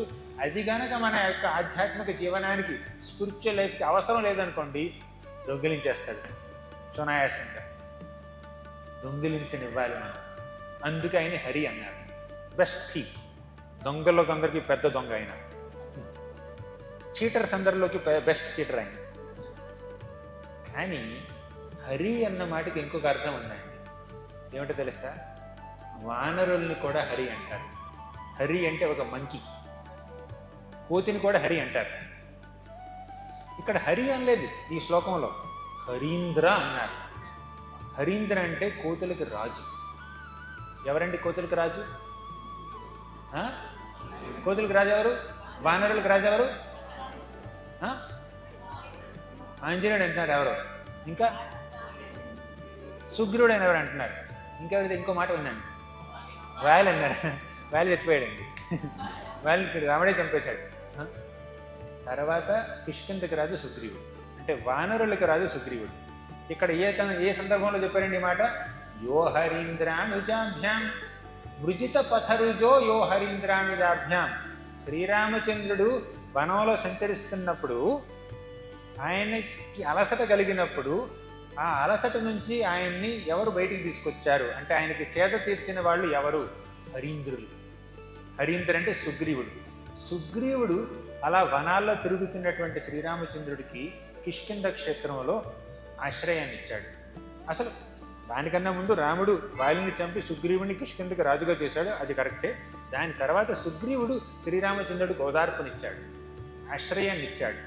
అంతేకాదు తన వానరసేన అంతా ఉపయోగించి సీతమ్మ ఎక్కడుందో కలుక్కోమని అందరినీ అటు ఇటు పంపించాడు.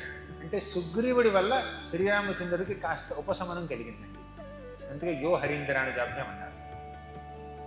కానీ హరీంద్ర అన్న మాటకి ఇంకొక అర్థం కూడా ఉంది. ఒకటి వానరులకి రాజు, మన సుగ్రీవుడు. కానీ ఇంతకుముందు ఎవరో భక్తులు అన్నట్టు ఆంజనేయుడు కూడా హరీంద్రుడే. వానరులకు రాజు కాదండి ఆంజనేయుడు, కానీ వానరుల యొక్క హృదయ సామ్రాజ్యానికి రాజు అండి ఆంజనేయుడు. కేవలం వానరుల హృదయ సామ్రాజ్యానికి మాత్రమే కాదు, మన హృదయాల సామ్రాజ్యానికి కూడా రాజు ఆంజనేయుడు. ఒప్పుకుంటారా? ఆంజనేయుణ్ణి ప్రేమించిన వారు ఎవరు ఉండరండి. సాక్షాత్తు భగవంతుడు అవతారాలైనా కూడా కొంతమంది అపార్థం చేసుకుంటూ ఉంటారు, కానీ ఆంజనేయుడిని నిందించేవారు ఎవరు లేరు ప్రస్తుతం. పిల్లలైనా, పెద్దవాళ్ళైనా, మగవాళ్ళైనా, ఆడవాళ్ళైనా అందరూ ఆంజనేయుడి ఫ్యాన్సే, హనుమాన్ ఫ్యాన్స్. రేపు మనం హనుమంతుడి యొక్క జయంతిని జరుపుకోబోతున్నాం, ఆంజనేయుడి బర్త్డే. సో ఆ ఆంజనేయుడిని కూడా హరీంద్ర అనవచ్చు. ఒక హరీంద్ర అంటే పదవి ప్రకారం చూస్తే వానరుల యొక్క రాజు సుగ్రీవుడు, కాబట్టి హరీంద్ర అన్నమాట సుగ్రీవుడికి వర్తిస్తుంది. కానీ స్పిరిట్ ప్రకారంగా చూస్తే హరీంద్ర అన్నమాట ఆంజనేయుడికి కూడా వర్తిస్తుంది. ఆంజనేయుడు కూడా వానరులకు రాజే. వానరులకు ఎలా రాజు? సింహాసనం మీద కూర్చునే రాజు కాదు, వానరులందరిలోకి బలశాలి ఆంజనేయుడు, అందరికన్నా బలవంతుడు ఆంజనేయుడు, కాబట్టి హరీంద్ర అనొచ్చు, తప్పులేదు. Best of all monkeys Harindra అంటే king of all monkeys, Harindra అంటే బెస్ట్ ఆఫ్ ఆల్ మంకీస్ కూడా. అంటే వానరులందరికీ రాజు, వానరులందరిలోకి ఉత్తముడు కూడా. ఉత్తముడు అంటే ఆంజనేయుడు వచ్చేస్తాడు, రాజు అంటే మన సుగ్రీవుడు వస్తాడు. హరీంద్ర అన్న మాటకి అర్థాలు రెండు. తర్వాత ఏముందండి హరీంద్ర పక్కన? అనుజాభ్యాం. అనుజ అంటే ఎవరండి? లక్ష్మణుడు, రాముడి యొక్క అనుజుడు లక్ష్మణుడు. ఇప్పుడు శ్రీరామచంద్రుడు వనంలో సంచరిస్తున్నప్పుడు ఆయన సేద తీర్చిన వాళ్ళలో, ఆయనకి ఓదార్పు కలిగించిన వాళ్ళలో, ఆయనకి చేయూతనిచ్చిన వాళ్ళలో కేవలం సుగ్రీవుడు ఆంజనేయుడు మాత్రమే కాదండి, వీరిద్దరికీ మించి లక్ష్మణుడు ఉన్నాడు. సుగ్రీవుడు ఆంజనేయుడు రాముణ్ణి వనవాసం మధ్యలో కలుసుకున్నారండి, కానీ వనవాసం ప్రారంభం నుంచి, వనవాసం కాదండి, పుట్టినప్పటి నుంచి ఎప్పుడు శ్రీరామచంద్రుడితోనే ఉన్నటువంటి వ్యక్తి లక్ష్మణుడు. ముఖ్యంగా వనవాసం సందర్భం కాబట్టి ఆ వనవాసం నిండా ఉన్నాడు లక్ష్మణుడు. యో హరీంద్రానుజాభ్యాం. అర్థమైందా? సగం శ్లోకం చెప్తున్నాం, సగం క్లాస్ అయిందండి ఇప్పుడు వరకు. గుర్వర్ధే త్యక్త రాజ్యో వ్యచరదనువనం పద్మపద్భ్యా ప్రియాయ. చెప్పండి మీరు కూడా.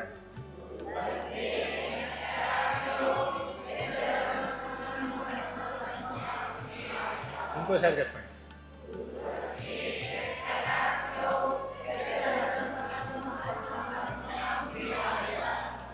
పాణిస్పర్శాక్షమాభ్యాం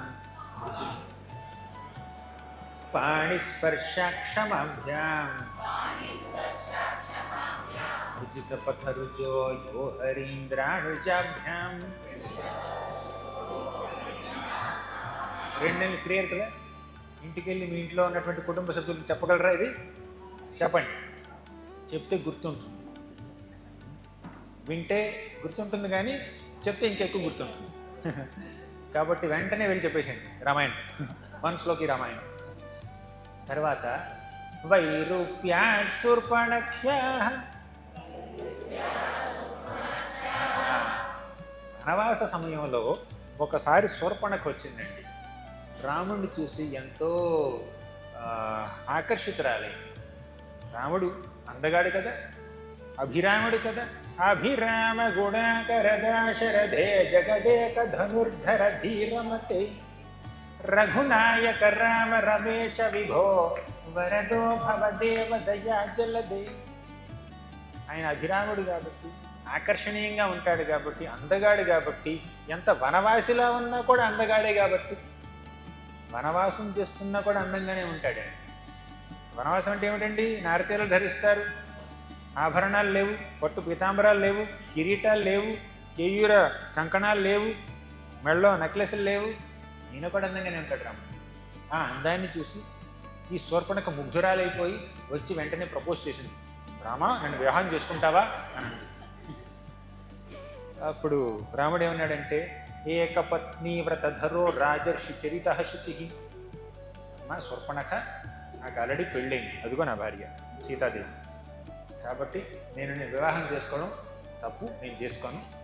నీకు అంతకీ భర్త కావాలి అంటే భార్యకు దూరమై అక్కడ ఉన్నాడు ఒక ఆయన. ఎవరు? లక్ష్మణుడు. శ్రీరామచంద్రుడి భార్యని రావణాసుడు ఎత్తుకెళ్ళాడు, కానీ లక్ష్మణుడి భార్యని తానే అక్కడ విడిచిపెట్టాడు. అయోధ్య విడిచిపెట్టి ఒంటరిగా వచ్చాడు. నేను సేవ చేయడానికి వస్తున్నాను, నువ్వు నాతో పాటు వస్తే సేవలో భంగం అవుతుంది, కొడుకో ఇక్కడ అని చెప్పేసి ఆయన వచ్చేసాడు లక్ష్మణుడు. చూడండి, ఊర్మిళ చేసినటువంటి త్యాగం చాలా గొప్పదండి. లక్ష్మణుడు త్యాగం చేశాడు కరెక్టే, కానీ ఆ త్యాగానికి ఫలితంగా లక్ష్మణుడికి శ్రీరామచంద్రుడి యొక్క సాన్నిహిత్యం దొరికిందండి 14 ఏళ్ల పాటు. ఎంత త్యాగం చేసినా, ఎంత వనవాసం చేసినా ఎప్పుడు రాముని వెన్నంటే ఉన్నాడు కాబట్టి ఆ రామచంద్రుడి యొక్క సాంగత్యంలో లక్ష్మణుడికి ఎటువంటి కష్టం తెలియలేదు. కానీ లక్ష్మణుడి సాంగత్యాన్ని కోల్పోయి లక్ష్మణుడికి దూరంగా ఉంటూ ఊర్మిళ అక్కడ బాధపడుతున్నాయండి. ఇప్పుడు రామాయణంలో కొన్ని క్యారెక్టర్స్ చాలా పాపులర్. రాముడు అంటే చాలా పాపులర్, లక్ష్మణుడు అంటే పాపులర్, ఆంజనేయుడు అంటే మహా పాపులర్.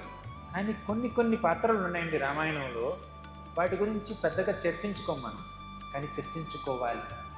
ఒకటి ఊర్మిళాదేవి, 2 సుమిత్రాదేవి. ఇప్పుడు కౌశల్య తన బిడ్డని ఎందుకు పంపించిందండి అడవులకి? తండ్రి మాట కాబట్టి పంపించాల్సి వచ్చింది.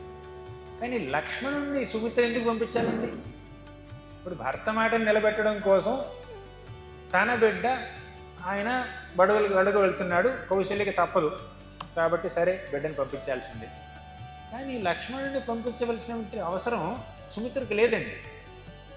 పైగా రాముడెవరు? సవతి బిడ్డ.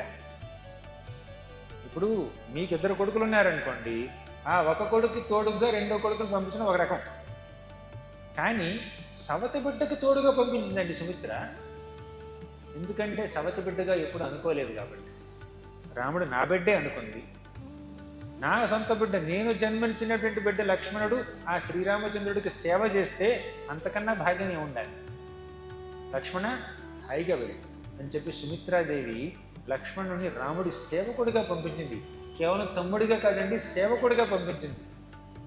రాముడే నీ తండ్రి, రాముడే నీ తల్లి, నువ్వు నీ తల్లికి దూరంగా ఉంటూ, నీ యొక్క భార్యకు దూరంగా ఉంటూ రాముడి సేవలో పూర్తిగా లీనమైపో, చెడిచాడు కాంచి దీవించి పంపించింది సుమిత్రాదేవి.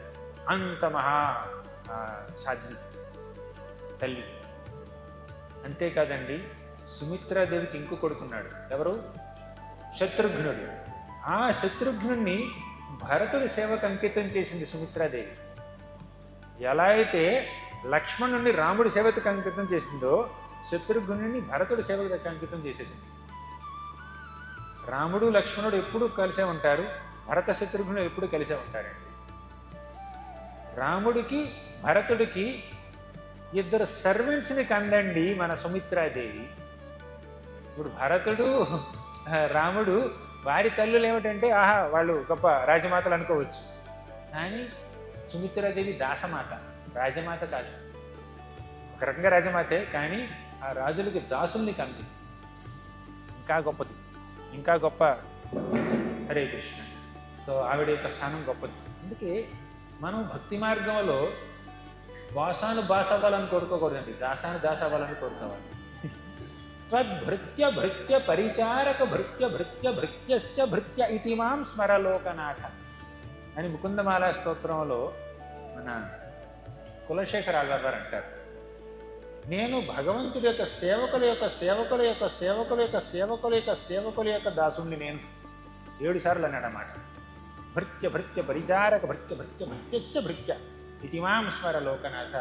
స్వామి, నువ్వు నన్ను నీ సేవకుడిగా స్వీకరించొద్దు, నీ దాసుడిగా స్వీకరించొద్దు, నన్ను నీ దాసులకి దాసుడిగా స్వీకరించు, వారి దాసుడిగా స్వీకరించు అని చెప్పి అంటున్నాడు.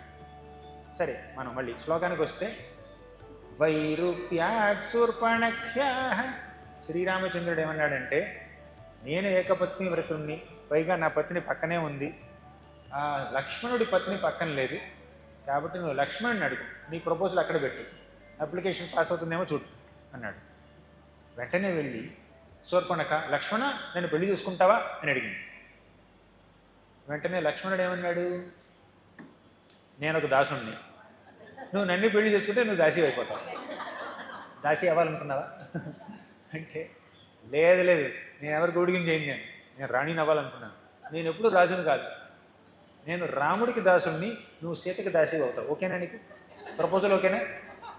మన శూర్పణఖ ప్రపోజల్ పెడితే లక్ష్మణుడు ఇంకో ప్రపోజల్ పెట్టాడు అనమాట. శూర్పణఖకి ఏమిటి, నీ భార్యని కావాలన్న ప్రపోజల్. లక్ష్మణుడి ప్రపోజల్ ఏమిటి, నువ్వు దాసివి కావాలి. ఓకేనా? కేవలం నా దాసివి మాత్రమే కాదు, సీతమ్మ దాసివి కూడా నువ్వు. ఓకేనా? లేదు. మళ్ళీ రాముడి దగ్గరికి వెళ్ళింది. వెళ్తే నేను ఆల్రెడీ చెప్పాను కదా, మళ్ళీ వచ్చేవేంటి, ఒకే ప్రపోజల్ 2 సార్లు తీసుకొని నేను ఒకసారి రిజెక్ట్ చేసిన ప్రపోజల్ని ఇంకోసారి చేస్తే అప్రూవ్ చేయండి నేను. ఇప్పుడు మీరేదో కొలుస్తున్నారండి, దండ ఉంది, ఇది కొలుస్తున్నారు, 2 అడుగులు వచ్చింది దండ, రెండోసారి కొలిస్తే ఏమైనా పెరుగుతుందా? లేదే. అలాగే రాముడు ఒకసారి మాట అంటే మాటే, రెండోసారి మార్చండి నేను అంటే. అప్పుడు శూర్పణఖ ఏమైందంటే, మీ అన్నదమ్ములిద్దరు నాతో ఇలా ఆడుకుంటున్నారు, కారణం సీత అని చెప్పి సీతని చంపడానికి వెళ్ళిందండి. కానీ లక్ష్మణుడు చంపనిస్తాడా? వెంటనే అడ్డం వచ్చాడు, ముక్కు కోసేశాడు, చెవులు కోసేశాడు, అంతే. శూర్పణఖ ఏమైంది, వైరూప్యాజ్, రూపం అంటే అందం. కానీ శూర్పణఖ వైరూప్యాజ్ అంటే అందం కాస్త పోయింది. అసలు అందం పెద్దగా లేదులేండి, రాక్షసి కాబట్టి. ఆ ఉన్న కాస్త కూస్తో అందం కూడా ఎగిరిపోయింది అనమాట. ముక్కు కోశాడు, చెవులు కోశాడు, ఆల్రెడీ చాలా వికృతంగా ఉంది. కొంతమంది అంటూ ఉంటారు, శూర్పణఖ ఒక అందంగా తన యొక్క శరీరాన్ని అందంగా మార్చుకుని రాముడి దగ్గరికి వచ్చింది అని అంటారు. కానీ కొన్నిసార్లు రామాయణంలో ఏం రాస్తారంటే, శూర్పణఖ రాముడి యొక్క అందానికి పూర్తిగా ముగ్ధరాలైపోయి తన యొక్క రూపాన్ని మార్చుకోకుండా వచ్చేసింది అంట. అంత అట్రాక్ట్ అయిపోయి మార్చుకోకుండా వచ్చేసింది. చూడడానికి అంత రాక్షసులా కనిపిస్తుంది, వికృతంగా కనిపిస్తుంది అనమాట. వీళ్ళు కొంచెం కామెడీ చేశారు అన్నదమ్ములు ఇద్దరు. అప్పుడప్పుడు కొంచెం కామెడీ కూడా చేయాలండి, ఎప్పుడు సీరియస్గా ఉంటే కుదరదు. అన్నదమ్ములు దగ్గర ఆడుకుంటున్నారనమాట. శూర్పణఖ ఆల్రెడీ వికృతంగా ఉంది, ఇంకా వికృతం చేశాడు లక్ష్మణుడు, ముక్కు చెవులు కోసేసి. అప్పుడు శూర్పణఖ కూరుకోలేదండి, ఏం చేసింది, తన అన్నదమ్ముల దగ్గరికి వెళ్ళింది. ఎవరు అన్నదమ్ములు? ఖరదూషణులు. రావణ కుంభకర్ణులు వాళ్ళ లంకలో ఉన్నారు, దూరంగా ఉన్నారు. ఖరదూషణ అని 2 ఉన్నారండి సోదరులు. వాళ్ళ దగ్గరికి వెళ్ళి, నన్ను ఇలా అవమానించాడు లక్ష్మణుడు, రాముడు, ఏదో చేయండి, మీ చెల్లెల్ని అవమానిస్తే మీకేమి పౌరుషం రావట్లేదా అంది. వెంటనే ఈ ఖరదూషణులు ఇద్దరు 14,000 మంది రాక్షసుల్ని వెంటబెట్టుకుని ఈ రాముడితో యుద్ధం చేయడానికి వచ్చారండి. 14,000. అప్పుడు రాముడు వెళ్ళాడు యుద్ధం చేయడం కోసం. లక్ష్మణుడు అన్నాడు, రామ నీకెందుకు ఈ పని, నేను చేస్తాను, నేను నీ సేవకుణ్ణి, వాళ్ళందరూ నేను 1 నిమిషంలో ఫినిష్ చేస్తాను, నువ్వే సీతాదేవితో హాయిగా ఉండు లోపల అన్నాడు. అప్పుడు రాముడే ఉన్నాడంటే, లేదు, నేను యుద్ధం చేయాలి, ముక్కు చెవులు నువ్వు కోసావు, యుద్ధం నేను చేస్తాను. లక్ష్మణుడు అన్నాడు, అందులో లాజిక్ లేదే, నేను ముక్కు చెవులు కోసాను కాబట్టి ఆ శూర్పణఖ ఈ 14,000 మంది రాక్షసునికి తీసుకొచ్చింది, కాబట్టి వీళ్ళ ముక్కు చెవులు కోయాల్సిన బాధ్యత కూడా నాదే, నువ్వు హాయిగా కూర్చో అని అన్నాడు. అప్పుడు రాముడు ఏమన్నాడు, చెప్పేది విను, నా ఆజ్ఞ పాటించు లక్ష్మణ, నేను కారణాలు చెప్పే పరిస్థితిలో లేను, యుద్ధం నేను చేయాల్సిందే, నువ్వు వెళ్ళి సీతాదేవిని ఆ గుహలో కూర్చోబెట్టి రక్షించు, అది నువ్వు చేయాల్సిన పని. సరే లక్ష్మణుడు అన్నగారి మాట కాదనలేక వెళ్ళి అక్కడ కాపలాగా వస్తున్నాడు సీతమ్మదేవికి. ఇది ఎందుకు చేశాడు రాముడు, నేనే 14,000 మంది రాక్షసుల్ని చంపుతాను అని ఎందుకు రాముడు అన్నాడు? ఎందుకంటే ఇంతకుముందు వనవాసంలో సీతాదేవి రాముడు ఒక ప్రశ్న అడిగింది, రామ వనవాసం స్టార్ట్ అయినప్పటి నుంచి చూస్తానే ఉన్నాను నేను, ఇక్కడ బాణం పట్టుకుంటావు, ధనుసు పట్టుకుంటావు, ఎప్పుడు ఉపయోగించవు, వెనకాల పెద్ద తునీరం, దాని నిండా బాణాలు, చేతిలో పెద్ద ధనుస్సు, వాడిని పాపానికి బాలేదు ఇప్పుడు దాకా, ఒక్కసారి కూడా ఎవరిని చంపలేదు, ఏమీ చేయలేదు, అది అలంకారం ఏంటి, నీ నగలు ఇవే వజ్రాలు వైఢూర్యాలు పోయినని చెప్పి ఈ 2 అలంకారంగా పెట్టుకున్నావు ఏంటి, వాటిని ఇప్పుడు చూడలేదు అని సీతాదేవి అనేసరికి రాముడు కొంచెం చిన్నపోయిందన్నాడు మొహం. సరే అవకాశం కోసం ఎదురు చూస్తున్నాడు రాముడు. ఈ ధనుర్బాణాల్ని ఉపయోగించి సీతాదేవిని ఇంప్రెస్ చేయాలి అని అవకాశం కోసం ఎదురు చూస్తున్నాడు. అవకాశం ఇప్పుడు వచ్చిందనమాట. ఈ 14,000 మంది రాక్షసుల్ని, ఖరదూషణుల్ని శ్రీరామచంద్రుడు 1 గంటలో పరిమార్చాడు. అప్పుడు సీతాదేవి అనుకున్నాను రాముడికి యుద్ధం వచ్చి అంటే తెలుసు, కానీ గుజోకులు వేస్తారు కదా. అంటే భర్తల్ని అప్పుడప్పుడు కొంచెం అలా టీస్ చేయడంలో భార్యలకు ఆనందం వస్తుంది అన్నమాట. సీతాదేవుడికి ఆనందం కావాలి కదా. సరే, అది జరిగింది. వైరూప్యాత్ శూర్పణఖ్య, మనం శ్లోకంలో ముందుకు వెళ్ళాలి. వైరూప్యాత్ శూర్పణఖ్య ప్రియ విరహరుషారోపిత భ్రూ విజృంభ. ప్రియ విరహ. ఇప్పుడు శూర్పణఖని కురూపిని చేసినప్పుడు శూర్పణఖ ఖరదూషణను తీసుకురావడంతో ఆగలేదండి. శూర్పణఖ కొంచెం ఒక మెట్టు ముందుకు వెళ్ళి లంకా నగరానికి వెళ్ళి అక్కడ రావణాసురుడికి అడ్వర్టైజ్ చేసింది సీతమ్మ ఎంత అందంగా ఉంటుందని. అంటే సీతమ్మ అందానికి మన శూర్పణఖ ఫ్యాన్ అయిపోయిందని కాదు దాని అర్థం. కొంతమంది ఉంటారు హీరోయిన్కి ఫ్యాన్లు అవుతారనమాట, వాళ్ళు అందాన్ని ఎప్పుడు కొనియాడుతూ ఉంటారు. కానీ సీతమ్మ దేవి అందాన్ని వర్ణించడంలో శూర్పణఖ పరమార్థం ఏమిటో తెలుసా? రావణాసురుణ్ణి ఆకర్షింపజేయాలి, రావణాసురుడు సీతాదేవికి అట్రాక్ట్ అవ్వాలి, రావణాసురుడు కాస్త వెళ్ళి సీతాదేవిని అపహరించాలి, అప్పుడు రాముడు ఒంటరివాడు అవ్వాలి, అప్పుడు నేను వెళ్ళి మూడోసారి ప్రపోజల్ చేయాలి, అప్పుడు రావణుడు నన్ను స్వీకరిస్తాను అని ఎక్స్పెక్టేషన్ అన్నమాట. ఎవరు? మన శూర్పణఖకి. అంటే రాముడిని సీతాదేవిని దారి మళ్ళిస్తే రాముడు ఖచ్చితంగా నన్ను వివాహం చేసుకుంటాడని ఎక్కడో ఆశ అన్నమాట. ఏకపత్ని వ్రతధార కదా, ఒక పత్ని తీసేస్తే ఇంకో పత్ని రావచ్చు అనుకుంది, కానీ రీప్లేస్మెంట్ లేదు, సబ్స్టిట్యూషన్ లేదన్న విషయం తెలియదు శూర్పణఖకి. ఏకపత్ని వ్రతధార అంటే ఆ పత్ని పక్కన ఉన్నా లేకపోయినా ఇంకొక స్త్రీ వైపు చూడడు శ్రీరామచంద్రుడు. ఈ స్త్రీ లేదు కదా ఇంకో స్త్రీ అని అంటే కుదరదండి. ఇప్పుడు సీతాదేవిని ఈ ఉత్తరాఖండలో బహిష్కరించినా కూడా శ్రీరామచంద్రుడు ఇంకో వివాహం చేసుకోలేదు. శ్రీరామచంద్రుడు ఇప్పుడు మన ఈ రావణాసురుడు సీతాదేవిని అపహరించి వేరే దేశానికి తీసుకెళ్ళినా కూడా శ్రీరామచంద్రుడు ఇంకో వివాహం చేసుకోలేదు. ఆయన సాక్షాత్తు శ్రీమన్నారాయణుడు అండి. ఆయన కోరుకుంటే కొన్ని కోట్ల కొలది సీతల్ని సృష్టించగలడు. అయినా కూడా ఆ ఒక్క సీత కోసం, ఆ ఒక్క భార్య కోసం శ్రీరామచంద్రుడు వారధి కట్టి సముద్రం మీదే పెద్ద తేలే రాళ్లతో ఆయన ఒక పెద్ద వారధి కట్టి ఈ దాటి కొన్ని కోట్ల కొలది వానరుల్ని తనతో తీసుకెళ్ళి రాక్షస వంశాన్ని పూర్తిగా నాశనం చేసి ఆ ఒక్క భార్యని తీసుకొచ్చాడు. ఈ విధంగా భర్త భార్యని సంరక్షించాలి, అది భర్త బాధ్యత.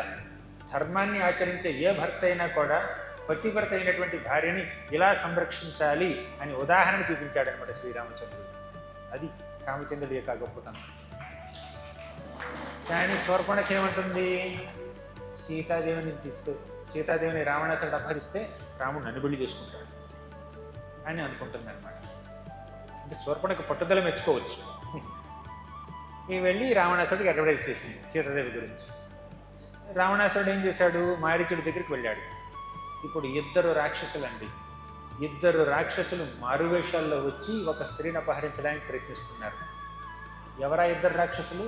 ఒకటి మారీచుడు మాయాలేడిలా వచ్చాడు, రెండు రావణాసురుడు ఒక సన్యాసిలాగా, ఒక భిక్షగాడిలాగా, యాచకుడిలా వచ్చాడు అన్నమాట. వచ్చి సీతాదేవిని అపహరించేశారు. అప్పుడండి శ్రీరామచంద్రుడి యొక్క బాధ. ప్రియ విరహరుషారోపిత భ్రూ విజృంభ. ప్రియ విరహ. ప్రియ అంటే ఎవరండి? ఎక్కడ చెప్పారు ఈ మాట? ఫస్ట్ లైన్లో చెప్పారా? ఫస్ట్ లైన్లో ప్రియ ఉందా? థర్డ్ లైన్లో మళ్ళీ ప్రియ ఉంది. ప్రియ విరహ అంటే సీతమ్మ యొక్క విరహంతో శ్రీరామచంద్రుడు ఏం చేయాలో తెలియలేదు. విరహ ఆరోపిత విజృంభ, భ్రూ విజృంభ. ఇప్పుడు శ్రీరామచంద్రుడు సీతమ్మ విరహంతో 2 సార్లు కోపగించుకున్నాడు. ఒకటి, అప్పుడే సీతమ్మని ఈ రావణాసురుడు అపహరించిన తర్వాత ఏం జరిగిందంటే రాముడు మళ్ళీ పర్ణశాలకు వచ్చాడు.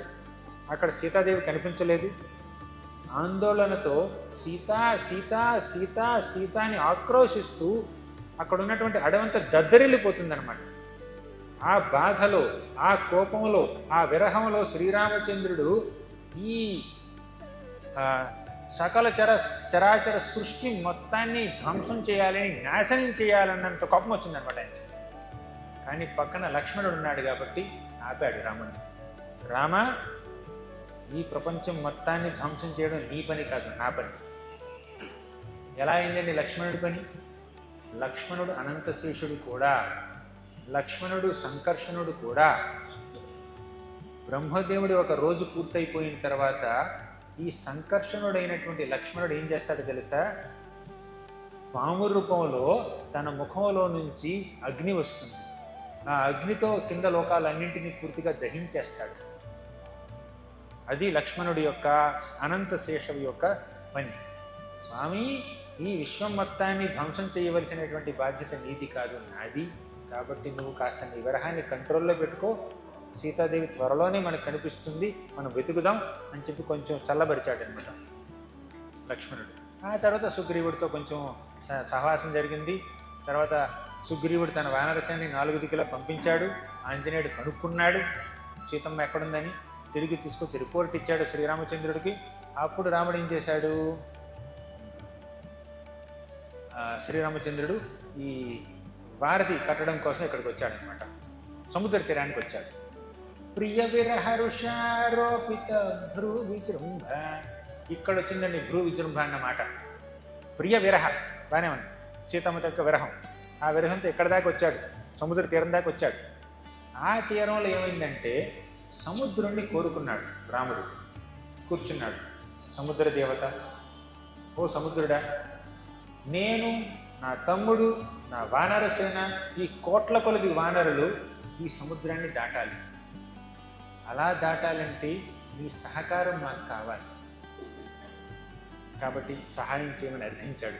రామచంద్రుడు దేవుడు అయినా కూడా ఈ సముద్రుడి యొక్క సహాయాన్ని కోరాడండి.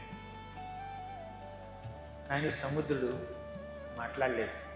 గంట గడిచింది, 2 గంటలు గడిచాయి, పూట గడిచిపోయింది, ఒక రోజంతా గడిచిపోయింది, 2 రోజులు గడిచాయి, 3 రోజులు గడిచాయి, ఏమి రెస్పాన్స్ లేదు.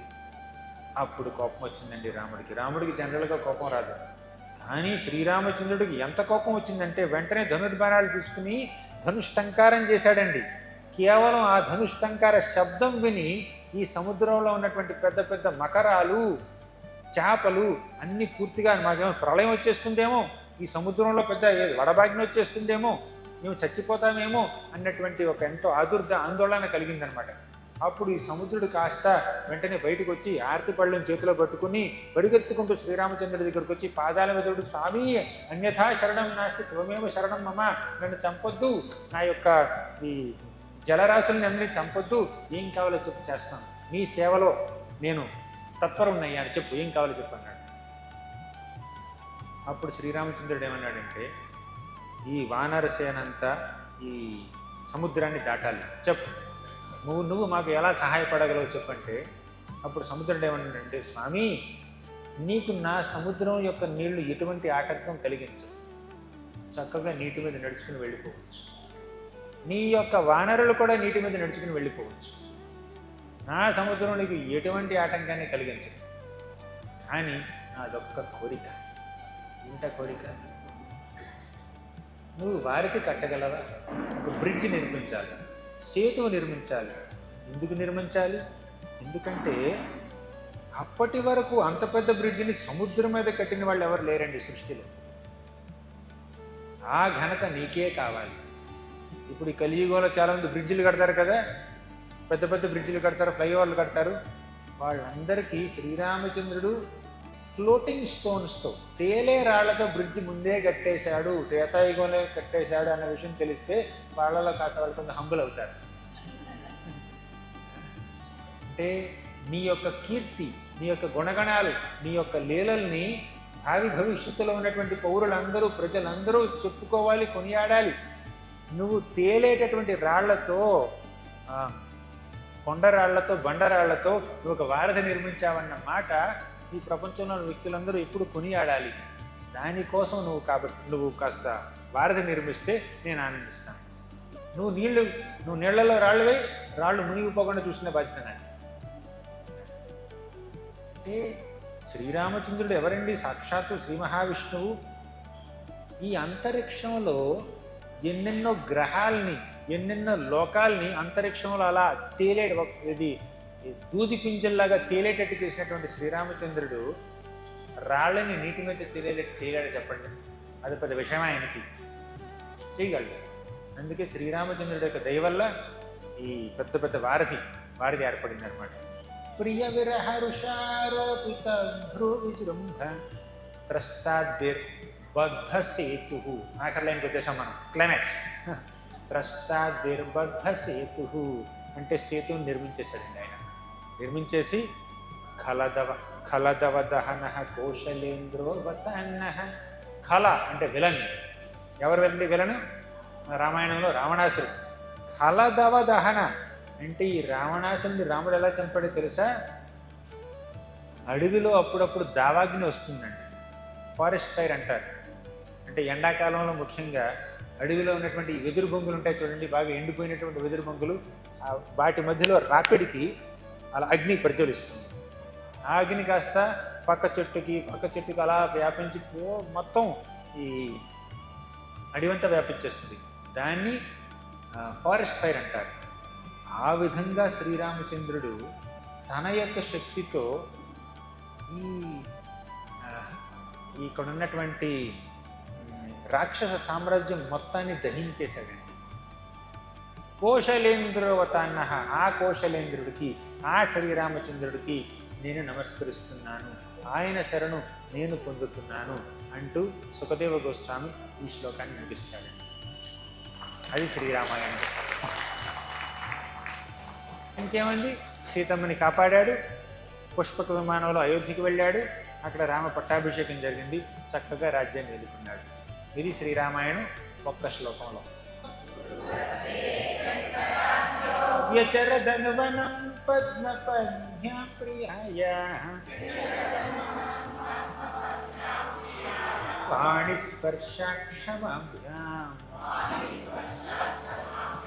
విజితపఖరుజో యో హరీంద్రానుజాభ్యాం వైరూప్యాత్ శూర్పణఖ్యాః ప్రియ విరహరుషారోపిత భ్రూవిజృంభ త్రస్తాద్భిర్బద్ధ సేతుః ఖలదవ దహనః కౌశలేంద్రో.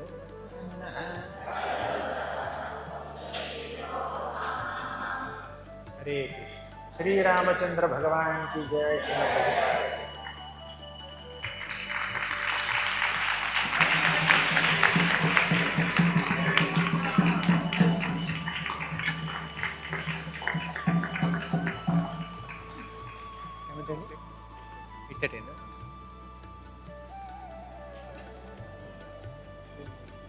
క్వశ్చన్ సార్, ఎవరికైనా క్వశ్చన్స్ ఉన్నాయా?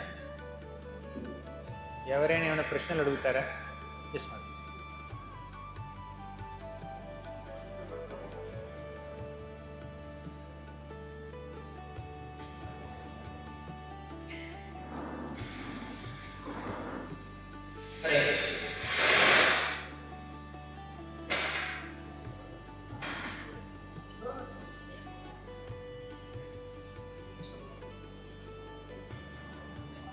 చెప్పండి, గట్టిగా చెప్పండి పర్లేదు.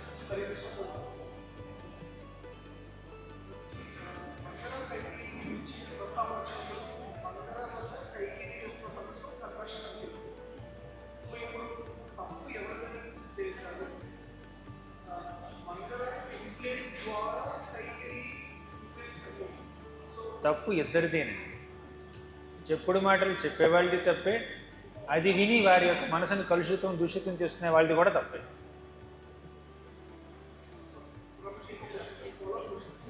మోసం చేసేవాడిది తప్పే, మోసపోయేవాడిది కూడా తప్పే.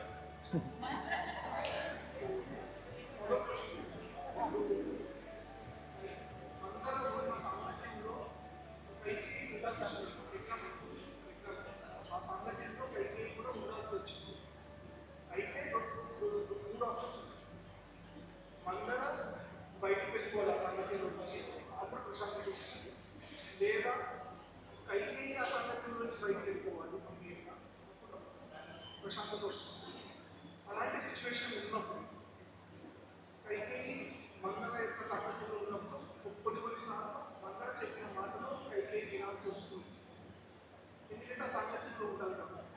సో అలాంటి సిచ్యువేషన్స్లో కంప్లీట్గా సామర్థ్యాన్ని తీసుకెళ్ళిపోవడం లేకపోతే ఆ సామర్థ్యంలో ఉంటూ మంగళ గురించి తెలుసు కాబట్టి మళ్ళీ ఆయన గురించి వెళ్ళకుండా ఎలా మేనేజ్ చేస్తారు? సందర్భాన్ని బట్టి ఉంటుందండి.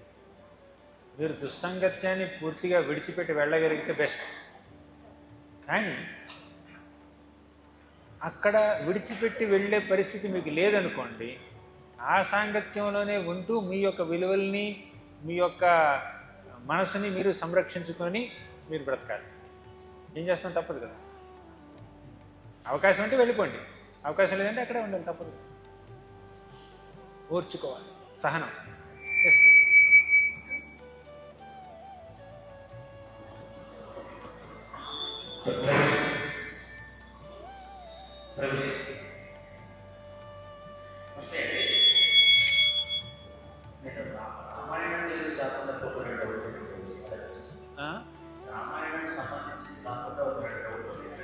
అడగచ్చు, మీ రామాయణం క్వశ్చన్. ముందు ఈ క్వశ్చన్ ప్రయారిటీ ఇద్దాం.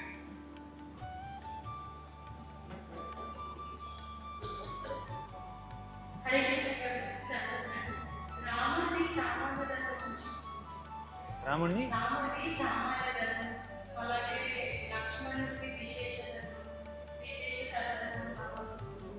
రాముడిది సామాన్య ధర్మం అంటే ఓకే.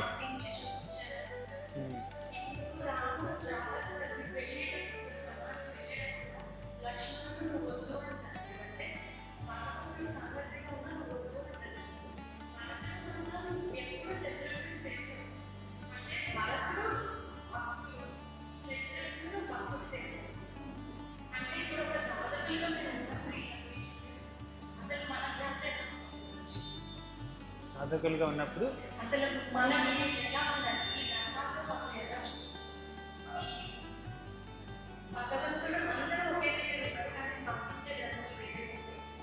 అంటే దాసులుగా ఉండాలా, దాసదాసులుగా ఉండాలా, అదేనా మీ క్వశ్చన్?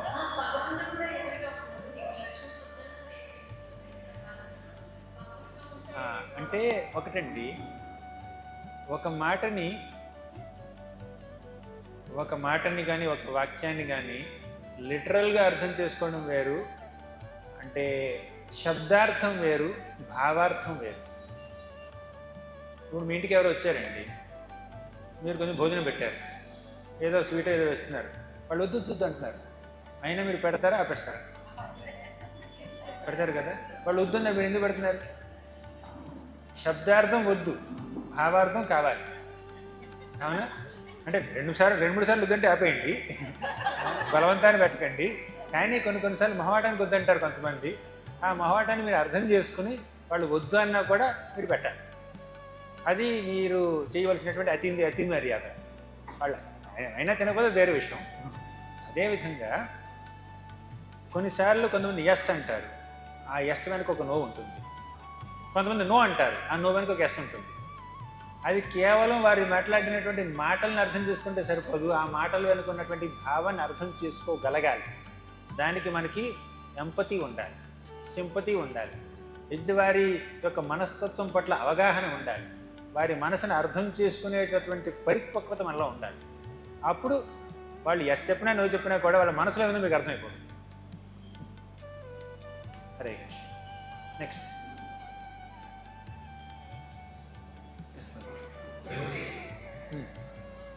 స్వామివారు శ్రీ భూ సమేత ఎక్కడవరావు, స్వామివారు శ్రీ భూ సమేత ఎక్కడవరావు, సాక్షాత్ ఆయన శ్రీదేవి భూదేవి శివుడు. కానీ ఇక్కడ శ్రీకమ్మ తల్లి భూమాతకి ఏ విధంగా పుత్రులుగా వచ్చేటువంటిది తెలుసు, దాని గురించి వివరించబడుతుంది. రెండవది, సాక్షాత్ శ్రీకమ్మ విష్ణువుకి సత్యభామ దేవికి కొడుకైనటువంటి వాడు రాక్షసుడు ఎదురయ్యాడు. ఎవరండి కొడుకు? నరకాసురుడు. ఓ నరకాసురుడు, సత్యభామ. అమ్మవారికి అయ్యవారికి పుట్టినటువంటి వారు నరకాసురుడు ఎదురయ్యాడు. అంటే భారతీయ పరిశ్రమించినటువంటి వారే విఘ్నేశ్వరుడు, సుబ్రహ్మణ్య స్వామి, ఇక్కడ ఇద్దరు స్వామివారి పుట్టినటువంటి బిడ్డ నరకాసురుడు. ఒక్క విషయం అండి, హిరణ్యకశిపుడికి పుట్టినటువంటి బిడ్డ ప్రహ్లాదుడు అవ్వలేదా? తండ్రి చెడ్డవాడైనా కూడా బిడ్డ మంచివాడయ్యాడు. అలాగే తండ్రి మంచివాడైనా బిడ్డ చెడ్డవాడు అవుతాడు. దాంట్లో ఆశ్చర్యపోవడానికి ఏమీ లేదు. ఇక ఇంకొక ప్రశ్న, శ్రీభూదేవి, శ్రీదేవి, భూదేవి, మహాలక్ష్మి, శ్రీమతి రాధారాణి, సీతాదేవి, ఇవన్నీ వీళ్ళందరూ భగవంతుడి యొక్క శక్తి యొక్క స్వరూపాలు. సో ఒకసారి ఒక శక్తి ఇంకొక శక్తి నుంచి ఉద్భవిస్తుంది కూడా. ఒక శక్తి ద్వారా ఇంకొక శక్తి యొక్క అవతరణ జరుగుతుంది, అవునా? అలాగని మనం అనవసరంగా మనం భార్య, తల్లి అలా కన్ఫ్యూజ్ అవ్వకూడదు. ఈ శక్తి ద్వారా ఈ శక్తి ప్రకటింపబడింది అన్నమాట. భూదేవి వరాహస్వామి యొక్క భార్య, భూవరాహస్వామి అంటారు కదా, అవునా? ఇప్పుడు భూదేవి యొక్క సంతానం అంటే భూమి నుంచి పుట్టింది కాబట్టి సీతాదేవిని భూమిదేవి యొక్క కూతురు అనొచ్చు. కానీ వరాహస్వామి శ్రీరామచంద్రుడు ఒకటే కదా, సేమ్ విష్ణువు కదా. ఇక్కడ తల్లి యొక్క కూతురు ఏమిటి, అవన్నీ ఆ క్యాలిక్యులేషన్ మీరు మనకొద్దు. మనకి ఆ అవతారంలో అలా ఉంది, ఆ శక్తి యొక్క ప్రకటన అలా ఉంది, ఈ అవతారంలో ఇలా ఉంది. మనం కన్ఫ్యూజ్ అవ్వాల్సిన అవసరం లేదు. ఇక్కడితో ముగిద్దామా? మీరు అడగలనా? నువ్వు అడుగు, చెప్పండి. మైక్ ఇవ్వండి.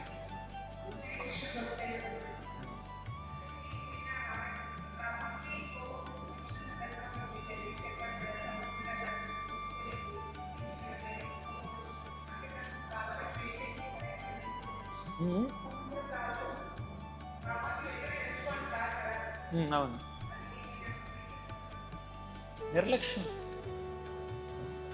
నిర్లక్ష్యం వల్ల, అమాయకత్వం వల్ల, అజ్ఞానం వల్ల వెంటనే రెస్పాండ్ అవ్వలేదు. కొంచెం ఆ ధనుస్సు యొక్క టంకారం సౌండ్ వినగానే బుద్ధి వచ్చేసింది అనమాట. అప్పుడు నిద్రపోతుంటారు జనాలు. వాళ్ళని వేకప్ చేయాలంటే ఊరికి అలారం సరిపోదు, స్నూజ్ పెట్టిన బళ్ళు పెట్టుకుంటారు అనమాట. పెద్ద సౌండ్ చేస్తే అప్పుడు లేస్తారు. లేదంటే కొంచెం నీళ్ళు తీసుకొచ్చి పోయాలి. నిద్రపోయాడు అనుకోండి పిల్లాడు, మీరు పిలిస్తే లేవలేదనుకోండి, కొంచెం ఒక గ్లాసు నీళ్లు చేస్తూ మొహం మీద పోయండి, అప్పుడు లేస్తాడు. అలా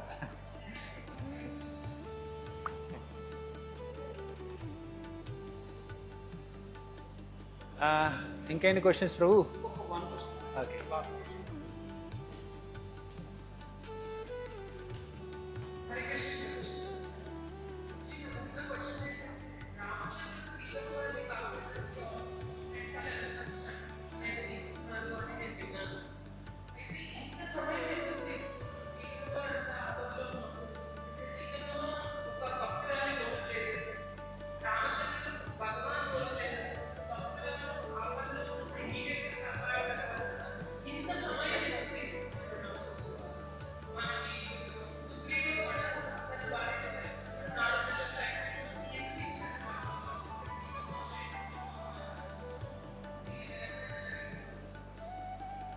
అంటే మీకు సీతాదేవి మీద ఉన్నటువంటి ప్రేమ వల్ల రాముడు అంత డిలే ఎందుకు చేశాడని మీకు అనిపించవచ్చు.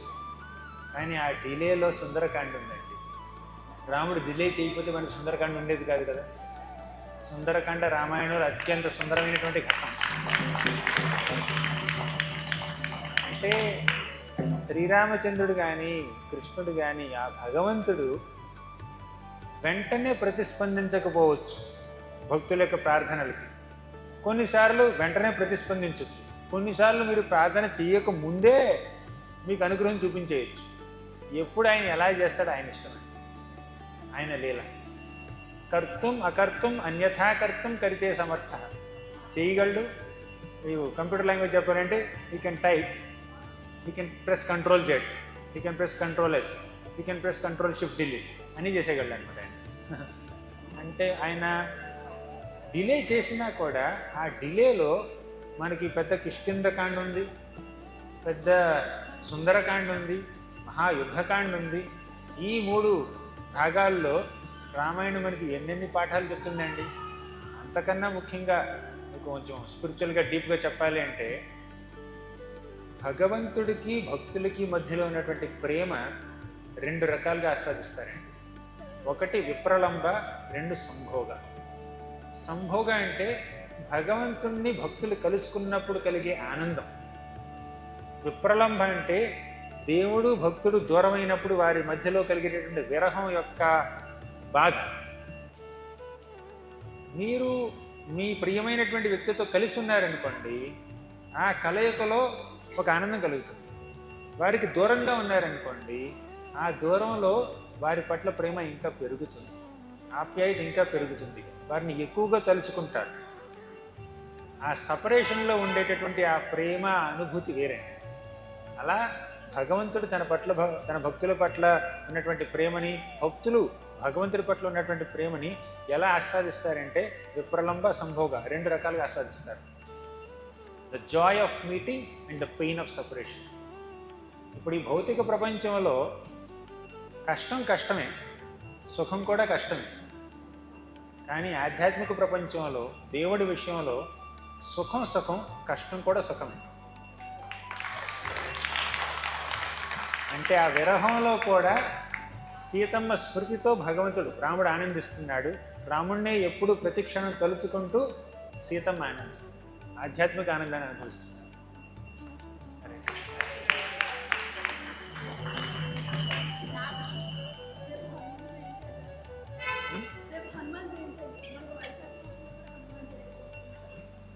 నాకు తెలియదమ్మా, నేను వైష్ణవ క్యాలెండర్ ప్రకారం చెప్తున్నాను.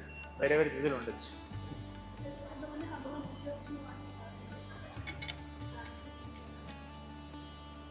అన్న పండితుల్ని అడగండి. ఇది వైష్ణవ క్యాలెండర్ ప్రకారం రేపు పెట్టారు అక్కడ తిథిలో. ఫాలో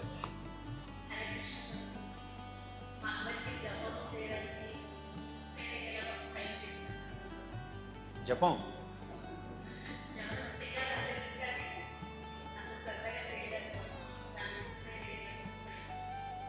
ఎంతమంది జపం చేస్తున్నారు ఇక్కడ? సరే, ఎంతమంది జపం చేయట్లేదు ఇక్కడ? 2 చేతులు ఎత్తారు. అంటే ఒక చేయి చేయట్లేదని చెప్పడానికి, ఇంకో చేయి చేస్తానని చెప్పడానికి, అంతేనా? సరే, మీరు జపం 16 రౌండ్లు చేయడం కొంచెం కష్టం. వెంటనే ఒక 4 రౌండ్లతో ప్రారంభించండి. ఇందుకు జపం ఎందుకు చేయాలి? కలౌ నాస్త్యేవ నాస్త్యేవ నాస్త్యేవ గతిరన్యథ. మనం ఈ కలియుగంలో యజ్ఞ యాగాలు చేయడం కష్టం, పెద్ద పెద్ద పూజలు చేయడం కష్టం. చేస్తూ ఉంటాం చిన్న చిన్న పూజలు, కానీ ప్రతినిత్యం అంత పెద్ద పెద్ద కార్యక్రమాలు చేయడం కష్టం. అలాగే పెద్ద ధ్యానం చేయడం, ముక్కు మూసుకుని ధ్యానం చేయడం కష్టం, ఏకాగ్రత కష్టం. మనకి ఉన్నటువంటి అన్ని ఆధ్యాత్మిక మార్గాల్లో అత్యంత సులువైనటువంటి, సులభమైనటువంటి, అందుబాటులో ఉన్నటువంటి మార్గం కేవలం భగవంతుడి యొక్క నామాల్ని జపించడం. ఈ నామాల్ని మనం ఎప్పుడైనా జపించవచ్చు. అర్ధరాత్రి నిద్ర లేచారు, బయట కుక్కలు మరుగుతున్నాయని చెప్పి నిద్ర కాస్త బ్రేక్ అయిపోయింది, 2 గంటలు నిద్ర లేచారు. వెంటనే మీరు గర్భగుడిలోకి వెళ్ళి పూజలు అర్పించలేరుగా అర్ధరాత్రి 2 గంటలకి. కానీ వెంటనే జపమాలు తీసుకుని జపం చేయొచ్చు. ఎప్పుడైనా కృష్ణ కృష్ణ అనొచ్చు, ఎప్పుడైనా రామ రామ అనొచ్చు. పైగా శ్రీరామ రామ రామేతి మనోరామే మనోరమి సహస్రనామ తత్తుల్యం రామనామ వరానని 1000 విష్ణునామాలు జపించినటువంటి వ్యక్తులున్నారు. అలా 1000 విష్ణునామాలు జపించలేనటువంటి వ్యక్తులు కూడా ఒక్కసారి రామ అంటే ఆ 1000 విష్ణునామాలు జపించినటువంటి ఆ ఫలితం వారికి వచ్చేస్తుంది అనమాట. అంటే నామంలో అంత మహత్వం. నామకారి బహుధాని సర్వశక్తి తత్రార్పిత నియమిత స్మరణీయన కాల. శ్రీరామచంద్రుడు కానీ శ్రీకృష్ణుడు కానీ వారి యొక్క స్వరూపాల్లో ఎంత శక్తి ఉందో అంత శక్తిని ఆయన నామాల్లోకి ప్రవేశపెట్టాడండి భగవంతుడు. అంటే కృష్ణుడికి ఎంత శక్తి ఉందో కృష్ణ నామానికి కూడా అంతే శక్తి ఉంది. కృష్ణుడికి ఎంత కృప ఉందో ఆయన యొక్క నామానికి కూడా అంతే కృప ఉంది. కృష్ణుడు మనకి ఎంత అందుబాటులో ఉంటాడో ఆయన నామం అంతకన్నా ఎక్కువ అందుబాటులో ఉంటుంది.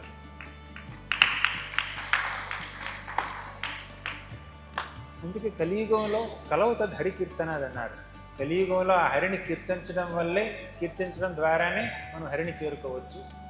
ఇంకా నామం గురించి చెప్పాలంటే చాలా ఉందండి. కానీ ఒక చిన్న మాట ఏమిటంటే అల్లమల్లమలమేక ప్రాణినాం పాతకాలం నిరసన విషయేయా కృష్ణ కృష్ణేతి వాణి ఇది భవతి ముకుందే భక్తిరానంద సాంద్ర కరదళ కలిత మోక్ష సామ్రాజ్య లక్ష్మి. అల్లమల్లమల్లమేక ప్రాణినాం పాతకానాం. ఈ ప్రాణులు, ఈ ప్రపంచంలో ఉన్నటువంటి వ్యక్తులకి ఎన్నెన్నో పాపాలు ఉంటాయి. ఆ పాపాలన్నీ ఒక్క క్షణంలో పోవాలి అంటే నామాన్ని కృష్ణ కృష్ణేతి వాణి, కృష్ణ కృష్ణ అన్నటువంటి ఈ శబ్దాన్ని జపిస్తే చాలండి, పాపాలు మీ దగ్గరికి కూడా రావు. యమభటుల్ని మీరు కళ్ళలో కూడా చూడాల్సిన అవసరం లేదు. మీరు ఒక్కసారి భగవద్నామాన్ని జపించినా కూడా కళలో కూడా యమభటుల్ని చూడవలసినటువంటి అవసరం లేదు. ఈ మాట నేను చెప్పలేదండి, సాక్షాత్ యముడే చెప్పాడు. యమలోకంలో, నరకలోకంలో ఒక నోటీస్ బోర్డు ఉందండి. ఆ నోటీస్ బోర్డు మీద 2 శ్లోకాలు ఉన్నాయండి. ఏమిటా శ్లోకాలు?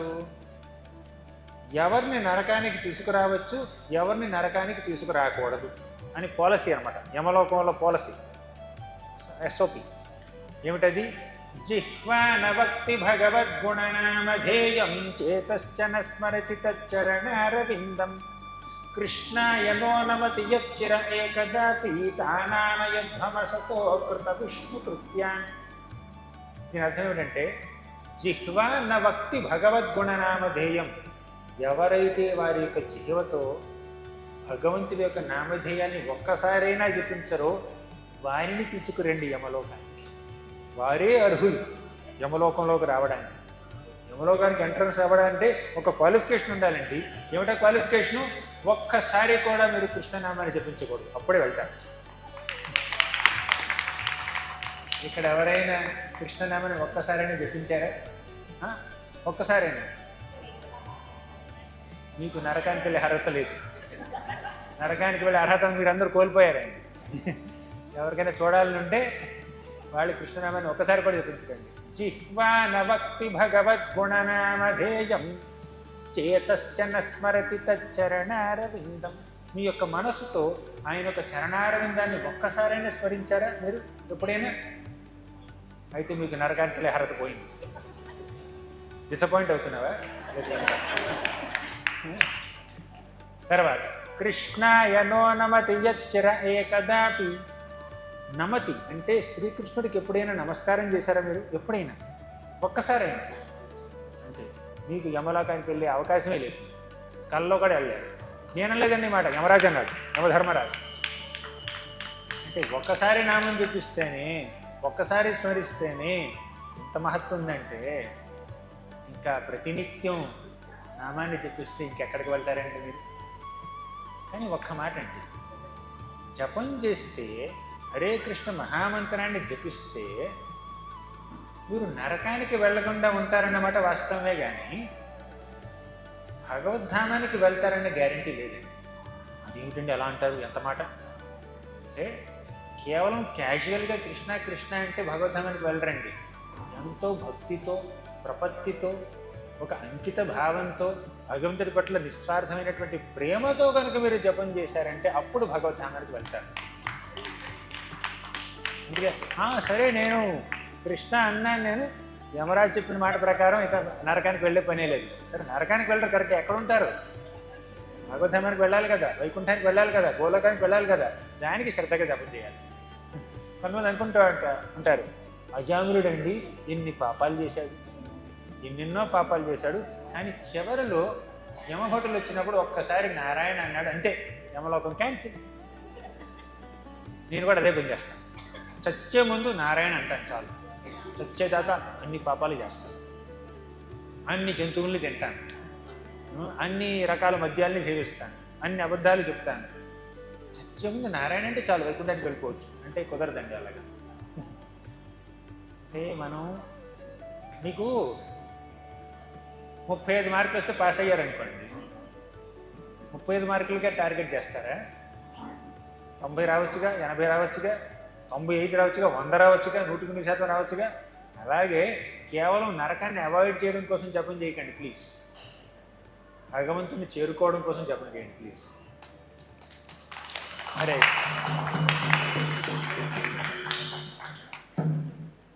హరే కృష్ణ. ఏ ఉంది ప్రభుజీ. అది ఒక్కసారి హరే కృష్ణ మనం 3 times చెప్తాం ప్రభుజీ కోసం. ప్రభుజీ మళ్ళీ రావాలి, ప్రభుజీకి ఆరోగ్యం బాగుండాలి, ప్రభుజీ ఇలానే కంటిన్యూస్గా సెషన్స్ ఇవ్వాలి. 3 times మనం పెద్దగా కళ్ళు మూసుకుంది. ఇక ఎప్పుడు మనం నరకం చూడకూడదు, అది కూడా కోరిక. మనం చేతి పెట్టాలి. సో అందుకు కళ్ళు మూసుకుంది 3 times మనం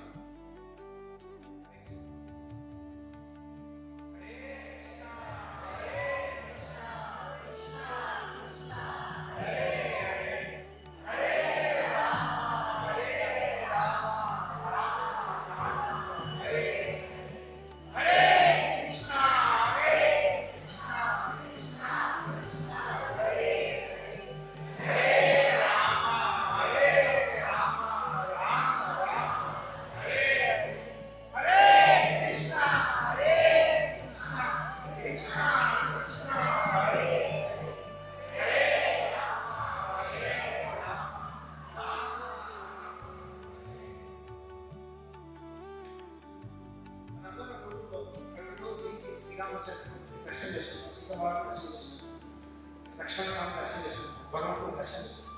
కానీ ఎంతసేపు ఉంటుంది ఆ దర్శనం? కొంచెంసేపు ఉంటుంది, 1 minute, 2 minutes, లేదా 3 minutes. ఇంకేదో దర్శనం. మీరు భగవంతుడి యొక్క దర్శనం మనసులో ఉండాలంటే మీకు ఏం కావాలి? వాళ్ళతో చూస్తే సరిపోతుంది. మనం భగవంతుని ఎలా దర్శించుకోవాలి సార్? చెవులతో దర్శించుకోవాలి. ఇందాక నుంచి మనం ఎంతసేపు నుంచి బాగా 1.5-2 గంటల నుంచి మనం భగవంతుని ఎలా దర్శించుకున్నాం కదా సార్? చెవులతో దర్శించుకోవాలి, చెవులతో ఆస్వాదిస్తున్నాం భగవంతుని. అలా చేయడం ఏం జరుగుతుంది సార్? మనసు శుద్ధవుతుంది. ఎప్పుడు శుద్ధవుతుంది? ప్రభుజీ వస్తే శుద్ధవుతుంది, మన మనసుని శుద్ధవుతుంది, మన దేశ శుద్ధవుతుంది. మీ అందరికీ నేను కోరుకునేది ఒకటే ప్రభుజీ, ఈ ప్రభుజీ ఏం ఇయ్యలేదు. కానీ నేనైతే కోరికైతే కోరుకోండి. హైదరాబాద్ వచ్చినప్పుడల్లా ఈ నిజాంపేట రామాలయం కాన్వర్ తప్పకుండా ఒక్కసారి రావాలి. మీ అందరి కోరిక అదే అని నేను అనుకుంటున్నాను.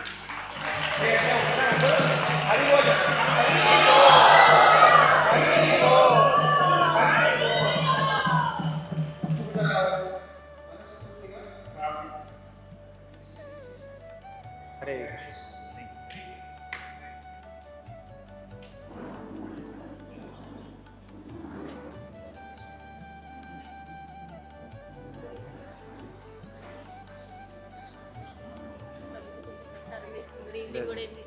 వెళ్ళాలి మంచి లేటు గంట పడుతుంది వెళ్ళడానికి, పడుకోవాలి నేను. లేదు బయలుదేరా. లేదు లేదు ఏ శ్లోకం అది? భాగవతం 6వ స్కంధంలో ఉంది. 6th canto 3rd chapter. Hare Krishna. వైష్వి అండ్ శైవి ఎలా అన్నారు? Good. I have your pictures in my room. I was stuck in Kuwait. Thank you. You're coming to GV summer camp next month?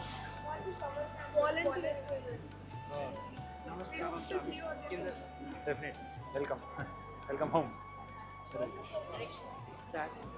మీరు వస్తున్నారనే నేను ఇక్కడికి వచ్చాను. ఒకసారి మీరు శ్రీకృష్ణ భాగ్యం గురించి చెప్పారు, నాకు చాలా హృదయాన్ని బాగా నచ్చింది. అందుకనే మీకు తెలిసింది కదా, నా గోపిగా ఎక్కడ వేరే వాళ్ళు